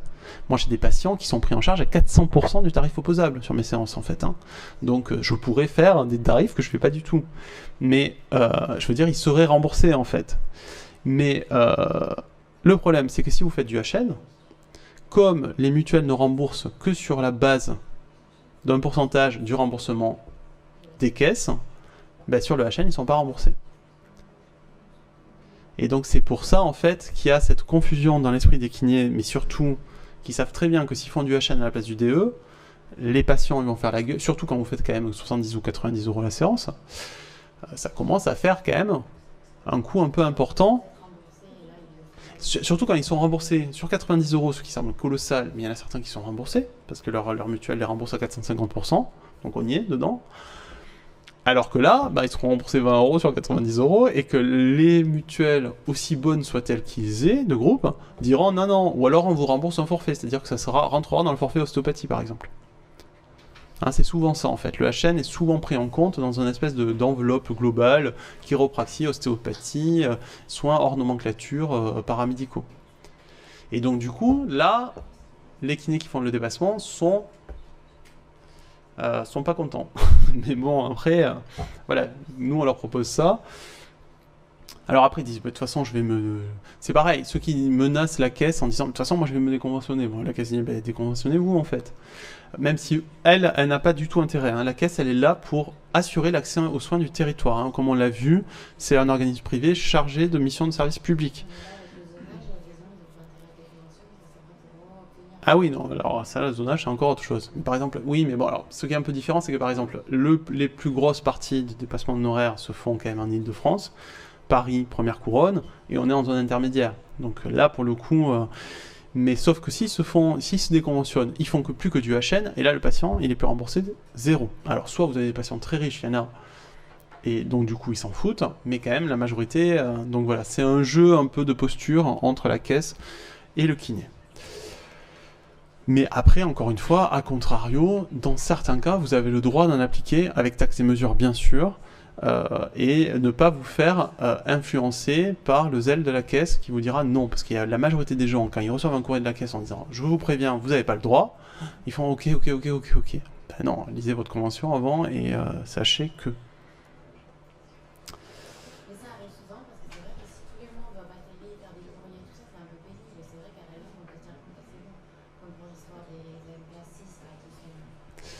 Oui, mais après, après, ça dépend si c'est vraiment un truc. Si vous avez fait 2 séances en DE et que la caisse vous demande de rembourser 5 € si vous voulez, vous allez vous dire non, mais vous allez vous dire tant pis. Si votre activité, si vous travaillez tous les soirs jusqu'à 21h ou 21h30 et que vous vous dites quand même, j'aurai quand même le droit d'avoir ce supplément de rémunération, là, ça vaut un peu le coup. Alors après, il y a 2 choses l'une, c'est-à-dire que soit vous êtes sûr de votre fait, soit vous faites aider d'un syndicat ou d'un juriste. Et vous renvoyez par lettre recommandée à la sécurité sociale en lui disant d'après la convention j'ai le droit machin etc. Je me réserve toute voie de droit pour justement vous poursuivre parce que là pour le coup vous n'appliquez pas la convention. Généralement ils vous laisseront tranquille en fait. C'est un peu toujours le même problème, hein. C'est que dès qu'on sort un peu les crocs, généralement ça se passe un peu mieux en fait. Mais après voilà, il faut être sûr de son truc. L'histoire, moi, des kinés qui m'envoient des mails à ne plus finir tous les jours en ce moment, c'est qu'ils savent très bien qu'ils sont pas dans les clous de la convention et qu'il y a déjà une tolérance de la CPAM de Paris en général, parce que la CPAM de Paris sait très bien que si on applique la convention stricto sensu, il n'y a plus de kiné à Paris en fait. Ce n'est pas possible en fait. Donc, ou alors il faut que la mairie de Paris nous donne des locaux, mais sinon c'est pas possible. Donc du coup, voilà. Donc, la prestation des soins, y compris lorsqu'il s'agit d'actes en série, doit être mentionnée au jour le jour, en utilisant la cotation prévue à la nomenclature générale des actes professionnels. Le MK est tenu d'inscrire sur la feuille de soins ou le document de facturation l'intégralité du montant des honoraires, y compris donc le dépassement d'exigence, qu'il a perçu au titre des actes remboursables et en donne l'acquis par sa signature. Il ne donne l'acquis que pour les actes qu'il a accomplis personnellement et pour lesquels il a perçu l'intégralité des honoraires dus, réserve faite à des dispositions relatives à la dispense d'avance des frais. En cas d'acte en série, sous réserve de respecter les dispositions prévues au présent point, le masseur-kinésithérapeute peut éventuellement donner l'acquis des honoraires lorsque la série des séances est achevée. Bon, sous réserve d'une modification éventuelle de la réglementation en vigueur, le MK remplit et signe les imprimés nécessaires aux demandes d'accord préalables dans les conditions prévues à la nomenclature générale des actes professionnels. En aucun cas, la feuille de soins acquittée ne doit être conservée par le MK sous réserve de dispositions réglementaires ou contractuelles particulières applicables à certaines catégories d'assurés. Notamment les arrêts de travail, où là c'est vous qui les conservez, puisque c'est vous qui les envoyez aux caisses d'assurés de travail, mais parce qu'ils n'avancent pas les frais en arrêt de travail. Alors, l'arrêt de travail peut passer via la carte vitale, hein, quand c'est un arrêt de travail classique. Quand c'est un arrêt de travail de l'administration, c'est tout autre chose. Hein, c'est des imprimés, ça met 3 plombs, vous êtes payé 6 mois après, enfin, c'est la joie. Alors, facturation des soins effectués par un MK salarié. Lorsque les actes sont effectués par un MK salarié d'un membre d'une profession médicale ou d'un auxiliaire médical, les feuilles de maladie sur lesquelles sont inscrits les soins doivent permettre l'identification nominale et codée de l'employeur, suivie de l'identification nominale du MK salarié. Bon, c'est vraiment extrêmement à la marge. Hein. Ça, il y en a très peu, ou les centres de rééducation, etc. Le MK salarié atteste la prestation de l'acte et le professionnel de santé employeur le paiement des honoraires. Il appose respectivement leur signature dans la colonne réservée à l'exécution de l'acte et dans la colonne réservée à l'attestation du paiement des honoraires. La signature du professionnel de santé employeur sur la feuille de soins engage sa responsabilité sur l'application par le MK salarié des cotations de la nomenclature générale des actes professionnels et des tarifs en vigueur. Donc en gros, les deux sont engagés au niveau de la responsabilité. L'un pour l'exécution exacte des actes et l'autre pour puisqu'il est responsable de la rémunération qu'il reçoit, puisque c'est lui qui la reçoit, puisqu'il donne un salaire au salarié. Ces différentes conditions doivent être obligatoirement remplies pour que ces actes donnent lieu à un remboursement par la caisse. Alors, bien sûr, en plus de ça, il y a un contrat de travail. Modalité des paiements des honoraires. Donc, le règlement direct. Seul donne lieu à un remboursement par l'assurance maladie les actes prescrits pour lesquels le MK atteste qu'ils ont été dispensés et rémunérés, conformément à la réglementation en vigueur. Pour les assurés bénéficiaires d'actes dispensés à titre gratuit, le MK peut porter sur la feuille de soins la mention « acte gratuit ». Alors, quel est l'intérêt de faire des actes gratuits? Alors, il n'y a pas d'intérêt financier, comme vous vous en doutez. Bon, parfois, vous n'avez pas envie de faire une facturation pour juste une séance, ou quand vous faites un bilan, par exemple, moi, Maxilo, je fais un bilan, je détermine que le patient n'a pas besoin de rééducation, je fais un acte gratuit. Alors, hélas, je ne les fais pas assez souvent, parce que du coup, je leur dis de partir, mais l'acte gratuit, ça vous permet de faire rentrer dans votre activité cet acte, en fait. Vous ne l'avez pas facturé, vous n'avez pas été rémunéré, mais dans l'analyse de votre activité, il rentre en compte, et précisément, il peut faire baisser en plus votre pourcentage de systématisation. Si vous faites du dépassement d'honoraires, par exemple, ou autre. D'accord? Donc là, vous faites une feuille de soins, vous mettez acte gratuit et vous la télétransmettez. Bon, généralement, quand on fait un acte gratuit, c'est qu'on en a par-dessus la tête, qu'on n'a pas envie de perdre du temps, donc on dit au patient, je vous revois pas, ça sert à rien. Les modalités particulières. Alors, les autres actes gratuits que vous pouvez faire, c'est concernant les membres de votre famille. Normalement, c'est très tendancieux de facturer. Si vous avez des enfants, que vous facturez des séances à votre enfant ou à votre conjoint, à votre... Bon, c'est un peu compliqué. Modalité particulière. Acte réalisé dans un établissement de santé privé ne participant pas au service public hospitalier. Pour les actes de massokinésithérapie effectués au cours d'une hospitalisation dans un établissement de santé privé ne participant pas au service public hospitalier, la part garantie par la caisse peut, dans des conditions prévues par la législation en vigueur, être versée selon le choix du professionnel, soit globalement à un praticien exerçant dans l'établissement désigné par l'ensemble des dispenseurs de soins, soit individuellement à chaque MK. Dispense d'avance de frais au profit des assurés sociaux. Pour les assurés dont les revenus sont les plus modestes et pour ceux qui sont confrontés du fait de leur état de santé à des dispenses de soins importantes, des dispositions soit légales soit conventionnelles ont posé les conditions dans lesquelles ils peuvent bénéficier d'une dispense d'avance de leurs frais de santé, dit donc soins tiers payants. Donc, le législateur a fixé le cadre juridique dans lequel la dispense d'avance de frais bénéficie aux assurés, ainsi que les règles garanties de délai de paiement apportées au MK par leur caisse d'assurance maladie définies par l'article L161-36-3 du Code de la Sécurité sociale et qui s'applique à l'ensemble des paiements réalisés en tiers payant, y compris dans les cas particuliers décrits ci-après. Donc, tiers payant pour les bénéficiaires de l'ACS. Donc, tiers payant intégral pour les patients disposant d'un contrat complémentaire sélectionné. Conformément à la réglementation, le tiers payant intégral sur la part obligatoire et la part complémentaire est proposé aux patients disposant de l'aide à l'acquisition d'une complémentaire santé, donc ACS, défini par l'article L863-1 du Code de la Sécurité sociale, dès lors qu'ils ont souscrit un contrat complémentaire sélectionné par le ministère de la Santé. Cette information figure dans la carte d'assurance maladie et dans l'attestation tiers payant intégral remise aux assurés. Et donc vous, dans vos logiciels métiers, soit ça apparaît directement quand on met la carte vitale, soit sinon, de toute façon, vous avez des menus déroulants s'ils vous donnent l'attestation et vous pouvez sélectionner manuellement qu'il a cette mutuelle complémentaire sélectionnée. Tiers payant sur la part obligatoire pour les patients n'ayant pas souscrit au contrat complémentaire sélectionné. Au-delà de ce cadre réglementaire, la dispense d'avance de frais pour la part obligatoire est également accordée par le MK aux personnes bénéficiaires d'un dispositif d'aide à l'acquisition d'une complémentaire, mais qui n'ont pas encore souscrit le contrat complémentaire sélectionné. C'est-à-dire que si ils ont l'attestation comme quoi ils ont le droit à ça, mais donc vous faites un tiers payant sur la part obligatoire, vous êtes obligé de le faire. Sachant que le tiers payant sur la part obligatoire, on peut le faire à tous nos patients si on veut. D'accord? Ça, pour le coup, vous êtes rémunéré, quoi. C'est la part sécu vous est remboursée, vous ne la facturez pas à votre patient. Le gros problème, pour l'instant, qui existe lors de ça, parce que moi j'étais plutôt pour faire ça, c'est que du coup, vos patients ne reçoivent pas le remboursement de leur mutuelle. Or ça, hein, je parle pour les cas classiques.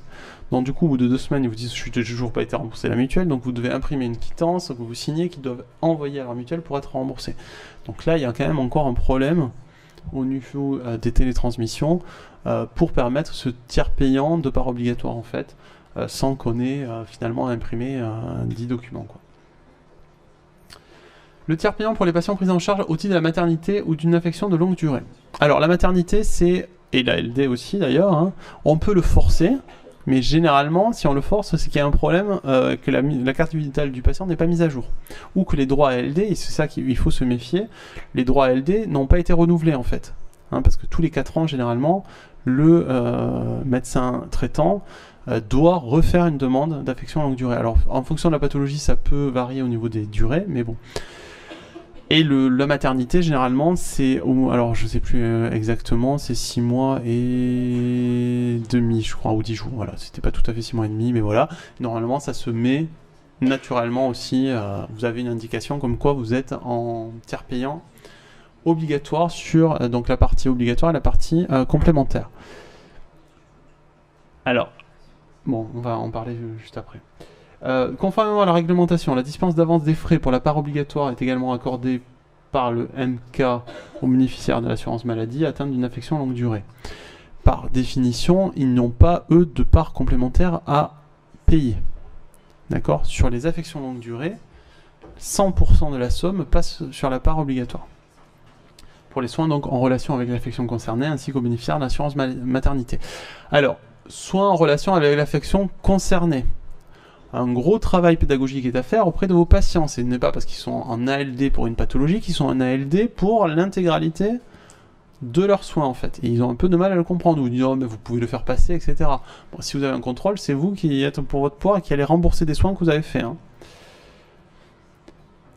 Dans ce cas, le masseur-kinésithérapeute indique sur la feuille de soins la mention dispense d'avance des frais à la place de l'acquit des honoraires. Généralement, c'est une croix, c'est une feuille papier, même si logiquement, vous ne devriez pas avoir de feuille de soins papier à faire. Et donc, le règlement des dossiers s'effectue directement par la caisse au masseur-kinésithérapeute. Quand le patient bénéficie de la dispense d'avance des frais, le MK qui facture un dépassement exceptionnel dans les conditions et les situations prévues par la présente convention demande le paiement direct au patient et indique sur la feuille de soins les sommes perçues au titre du dépassement exceptionnel. Ce n'est pas parce qu'un patient est en affection longue durée que vous n'avez pas le droit de faire un dépassement d'exigence. D'accord ?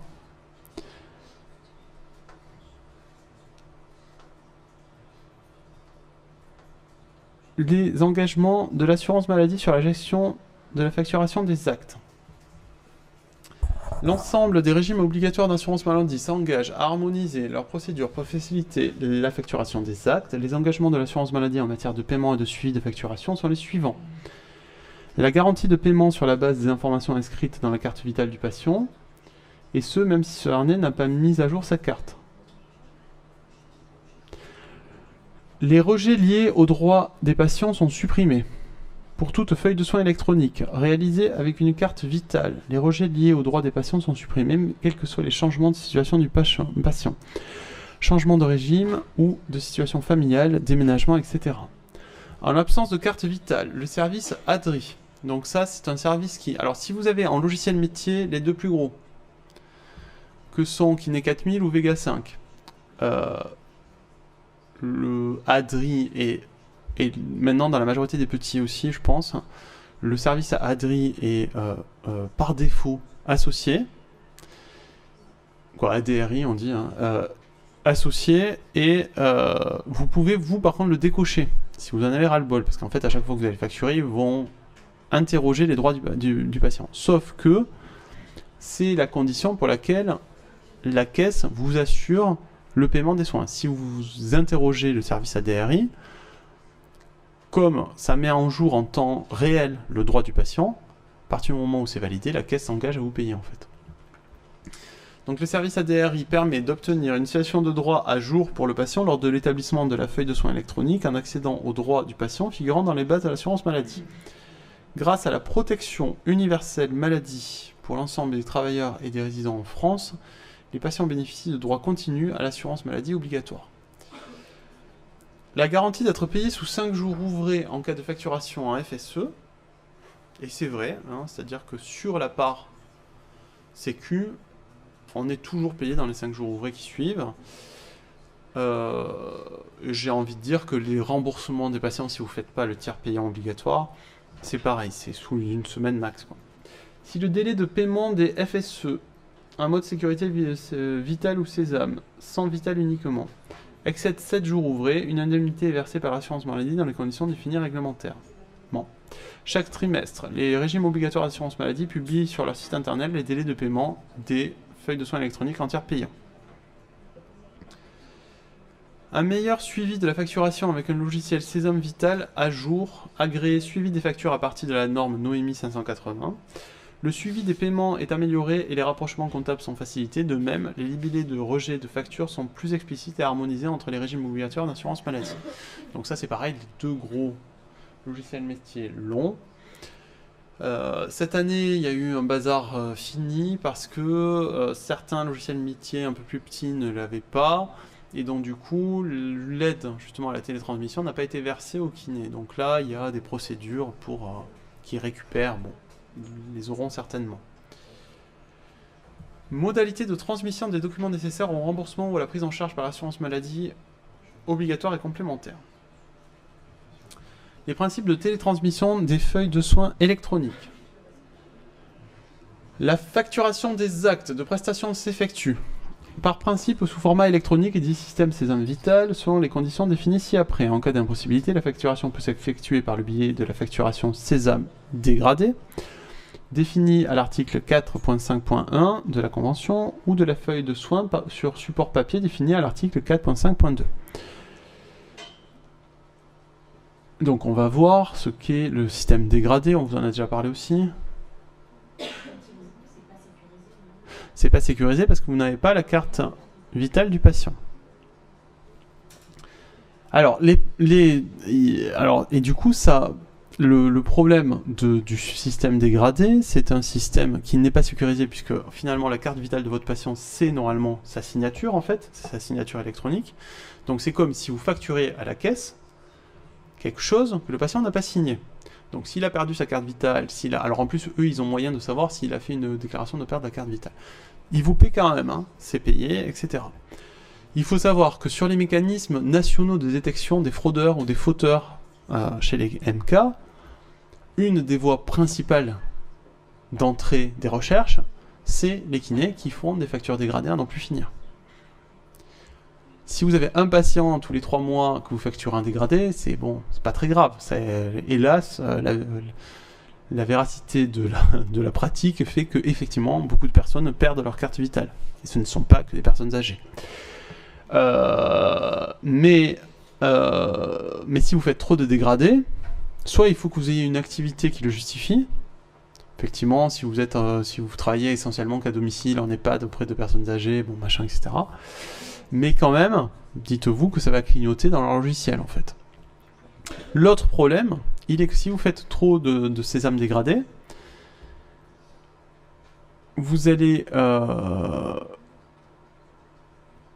Il y en a certains qui font du coup du sésame dégradé, mais sauf que l'aide à la télétransmission est...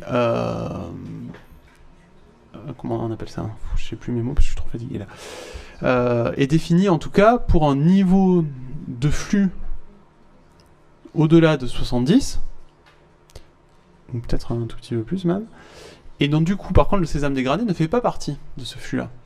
Donc si vous en faites trop, bah, vous passez sous la barrière des 70, et du coup ben, vous n'avez plus l'aide à la télétransmission. Alors vous pouvez avoir l'aide à score par contre, parce qu'en sésame dégradé par contre vous envoyez score. Score, c'est-à-dire votre scan de prescription, vous l'envoyez. mais du coup, vous n'aurez qu'une partie de l'aide à la modernisation. Non, alors après, il y a ce qu'on appelle au sein de... Donc, officiellement, il y a minimum 2 commissions paritaires départementales par an. Et là, il y en a une où on vote pour octroyer l'aide à la télétransmission de certains thérapeutes qui le demandent et qui le justifient. D'accord ? Et généralement, on vote à l'unanimité pour l'octroi de cette aide. Alors, les MK adhérant à la présente convention utilisent le service de la télétransmission des feuilles de soins pour les assurés sociaux, donc Sésame Vital.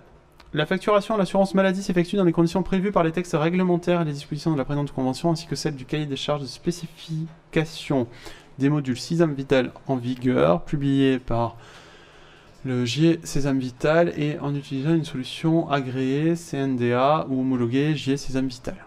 Bon. L'utilisation de la carte professionnelle de santé, la réalisation et l'émission de la facture de soins électroniques, conformément aux spécifications Sésame Vital, nécessite l'utilisation d'une CPS. Donc, le coût des CPS délivrés dans ce cadre est pris en charge par les caisses pour la durée de la présente convention. Il en va de même pour les cartes CPS remplaçants et pour les cartes dites de personnel d'établissement, les CPE, attribuées aux masseurs-kinésithérapeutes salariés dans la limite d'une CPS remplaçant ou une CPE par masseur-kinésithérapeute. Donc ça, vous la recevrez dans les 10-15 jours qui suivent votre inscription et votre signature de la convention, généralement. Et donc, vous l'intégrerez forcément à votre lecteur carte vitale et qui sera relié à votre logiciel métier. L'utilisation de la carte vitale. Le MK consulte les informations de l'assuré ou de ses ayants droit au vu de la carte d'assurance maladie dite vitale. Dans le cas où l'assuré n'est pas en capacité de présenter sa carte vitale, le MK peut utiliser les services ADRI, acquisition des droits intégrés, pour obtenir une situation de droit à jour de son patient lors de l'établissement de la feuille de soins électronique en accédant aux droits figurant dans les bases des organismes de l'assurance maladie. L'appréciation du niveau de prise en charge par la caisse d'assurance maladie s'effectue à la date des soins. Les règles de télétransmission de la facturation, l'équipement informatique donc des caisses d'assurance maladie. Les caisses s'engagent à maintenir un niveau et une qualité de service informatique afin d'assurer le règlement des FSE dans les conditions prévues par la présente convention, c'est-à-dire sous 5 jours. Ouvrez. Équipement informatique des MK. Le MK met en œuvre les moyens nécessaires pour intégrer en temps utile les évolutions de son équipement lui permettant de rester conforme à la réglementation en vigueur du système Sésame Vital. Pour disposer pour son poste de travail des données nécessaires à la tarification et à la facturation conformément aux dispositions réglementaires en vigueur, pour assurer au mieux la continuité des services de télétransmission au bénéfice des assurés sociaux, notamment pour respecter les délais réglementaires de transmission des feuilles de soins électroniques et pièces justificatives. La liberté de choix du réseau. Le MK a la liberté de choix de l'équipement informatique grâce auquel il effectue la télétransmission des feuilles de soins électroniques, sous réserve que la solution informatique soit agréée par le Centre national du dépôt de l'agrément, donc le CNDA, et l'assurance maladie. Homologué donc JE Sésame Vital. La télétransmission des feuilles de soins électroniques nécessite une connexion à un réseau de transmission utilisant un protocole internet conforme aux spécifications du système Sésame Vital. Donc c'est des réseaux sécurisés. Le masseur kinésithérapeute à ah oui, il faudra aussi que vous pensiez, bon ça n'a rien à voir, mais ça m'étonnerait que ce soit noté, il faudra que vous pensiez à vous déclarer à la CNIL. Hein. On vous l'a dit, je pense, mais parce que vous aurez donc du coup des fichiers de données personnelles dans vos ordinateurs. La télétransmission des feuilles de soins électroniques nécessite une connexion, ça je l'ai dit. Le MK a le libre choix de son fournisseur d'accès Internet ou de tout service informatique dès lors qu'ils sont conformes aux spécifications du système Sésame Vital et compatibles avec la configuration de son équipement. Les parties signataires mettent en œuvre les moyens nécessaires pour faire en sorte que les logiciels agréés Sésame Vital intègrent au minimum une interface qui les rende compatibles avec le plus grand nombre de fournisseurs d'accès Internet. Il peut aussi recourir à un organisme concentrateur technique dans le respect des dispositions légales et réglementaires ayant trait à l'informatique, aux fichiers et aux libertés relatives à la confidentialité et l'intégrité des flux de FSE.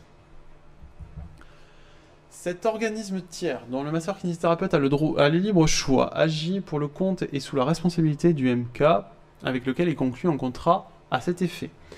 Lorsqu'il souhaite utiliser les services d'un OCT, le master kinésithérapeute doit impérativement s'assurer que les procédures mises en œuvre par l'OCT sont conformes aux spécifications du système vital et le cas échéant aux autres procédures convenues entre le dit OCT et les organismes destinataires de feuilles de soins électroniques pour la part régime obligatoire.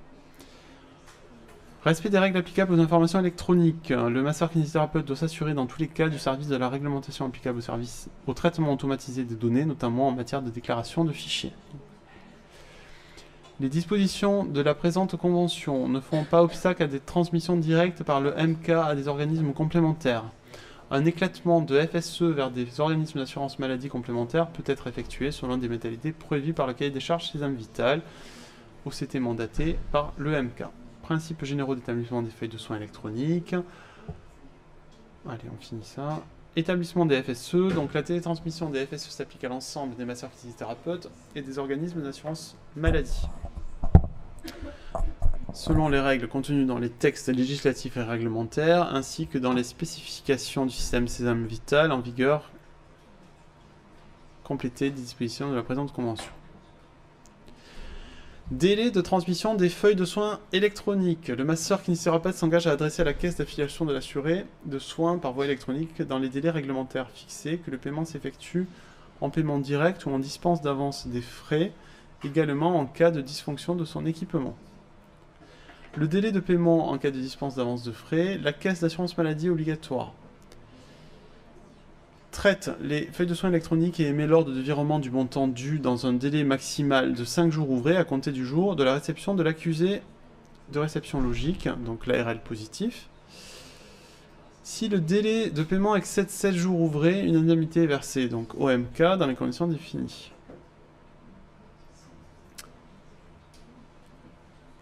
Donc garantie de paiement pour la procédure de dispense d'avance de frais. Les organismes d'assurance maladie obligatoire s'engagent en procédure de dispense d'avance des frais à effectuer le paiement de la part obligatoire des actes facturés par la FSE sur la base des informations relatives à la couverture maladie, contenues dans la carte d'assurance maladie à la date des soins, y compris lorsque les froids figurant en carte ne sont pas à jour. Bon, on l'a un peu vu déjà ça, mais bon. Lorsque la caisse assume sa responsabilité de règlement de la part relevant du régime complémentaire, elle supporte également sur cette part les obligations résultant de la garantie de paiement. Pour fiabiliser la facturation à l'assurance maladie, met à disposition un service intégré, service ADRI. Il permet de connaître la situation à jour des droits du patient grâce à un accès direct aux bases des organismes d'assurance maladie. Alors, vous aurez parfois des échecs de télétransmission de vos FSE. En cas d'échec d'émission, le MK fait une nouvelle tentative dans les délais réglementaires prévus. En cas de nouvel échec de la télétransmission de la FSE et selon les conditions décrites par le Code de la Sécurité sociale, le MK établit un duplicata sous forme papier de la FSE.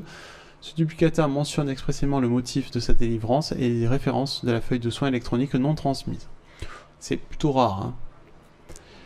En cas de duplicata d'une feuille de soins établie sans dispense d'avance de frais à l'assuré, le MK signe le duplicata et le remet à l'assuré ou l'adresse lui-même avec l'ordonnance du prescripteur à la caisse d'affiliation de l'assuré en indiquant que l'assuré n'a pas pu signer la feuille de soins. Donc vous avez une case que vous pouvez cocher en mettant impossibilité de signature de l'assuré.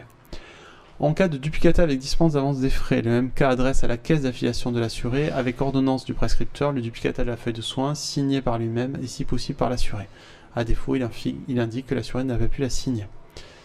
Donc là, si c'est du 100%, vous devez joindre la prescription. Dans les autres cas d'impossibilité de produire une feuille de soins électronique, le MK remplit une feuille de soins papier.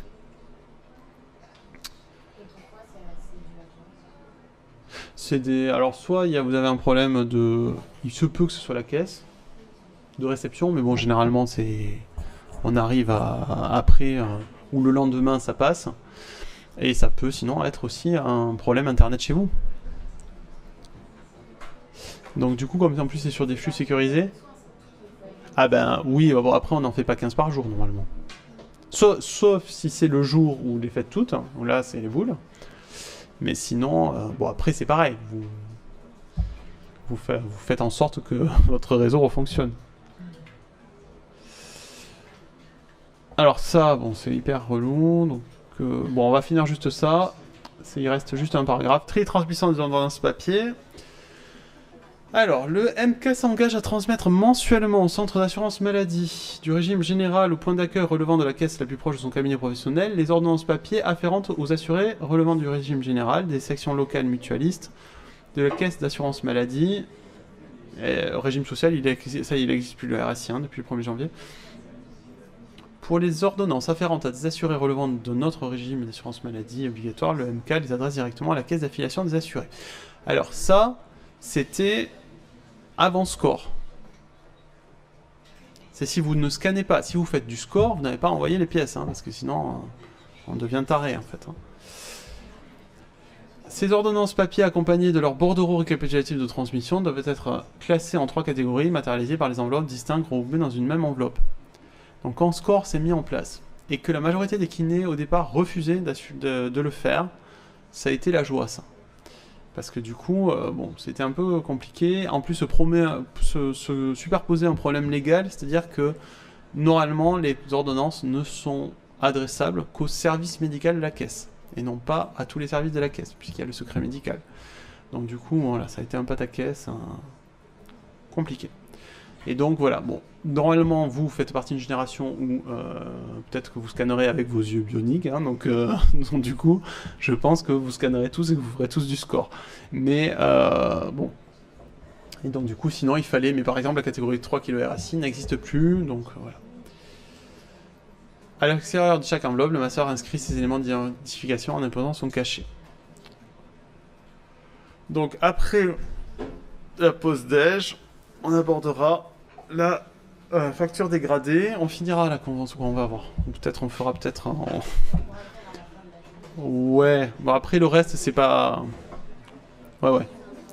On attaquera sur le tableau et sur...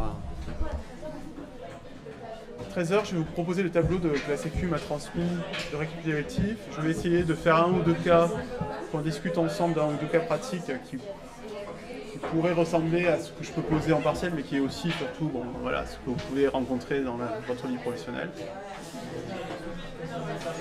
Et voilà.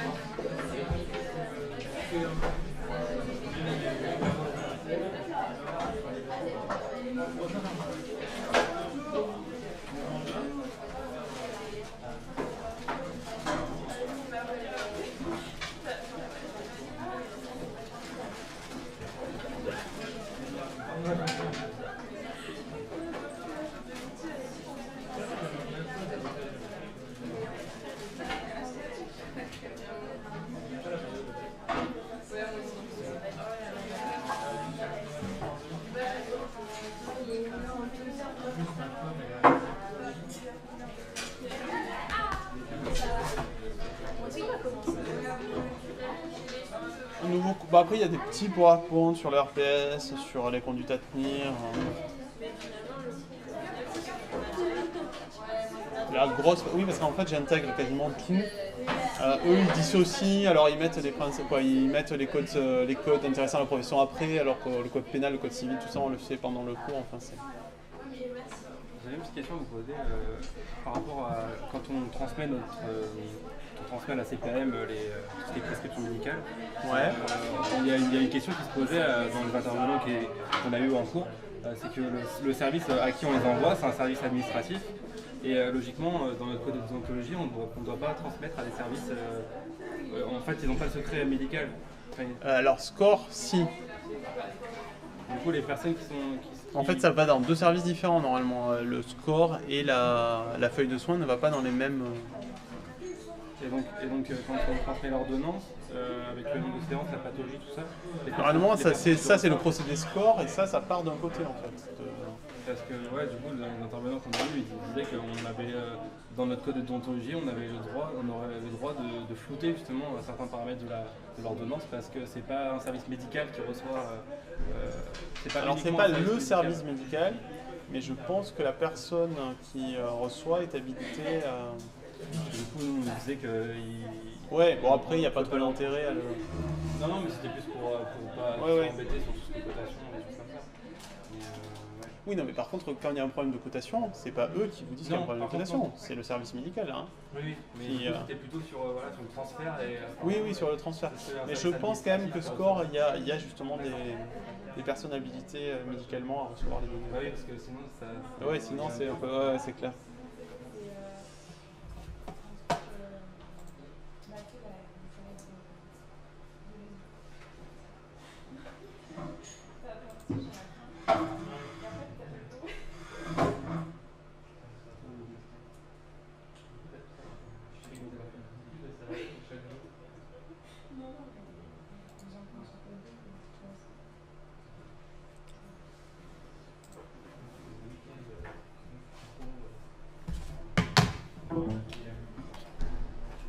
Nous on finira clairement.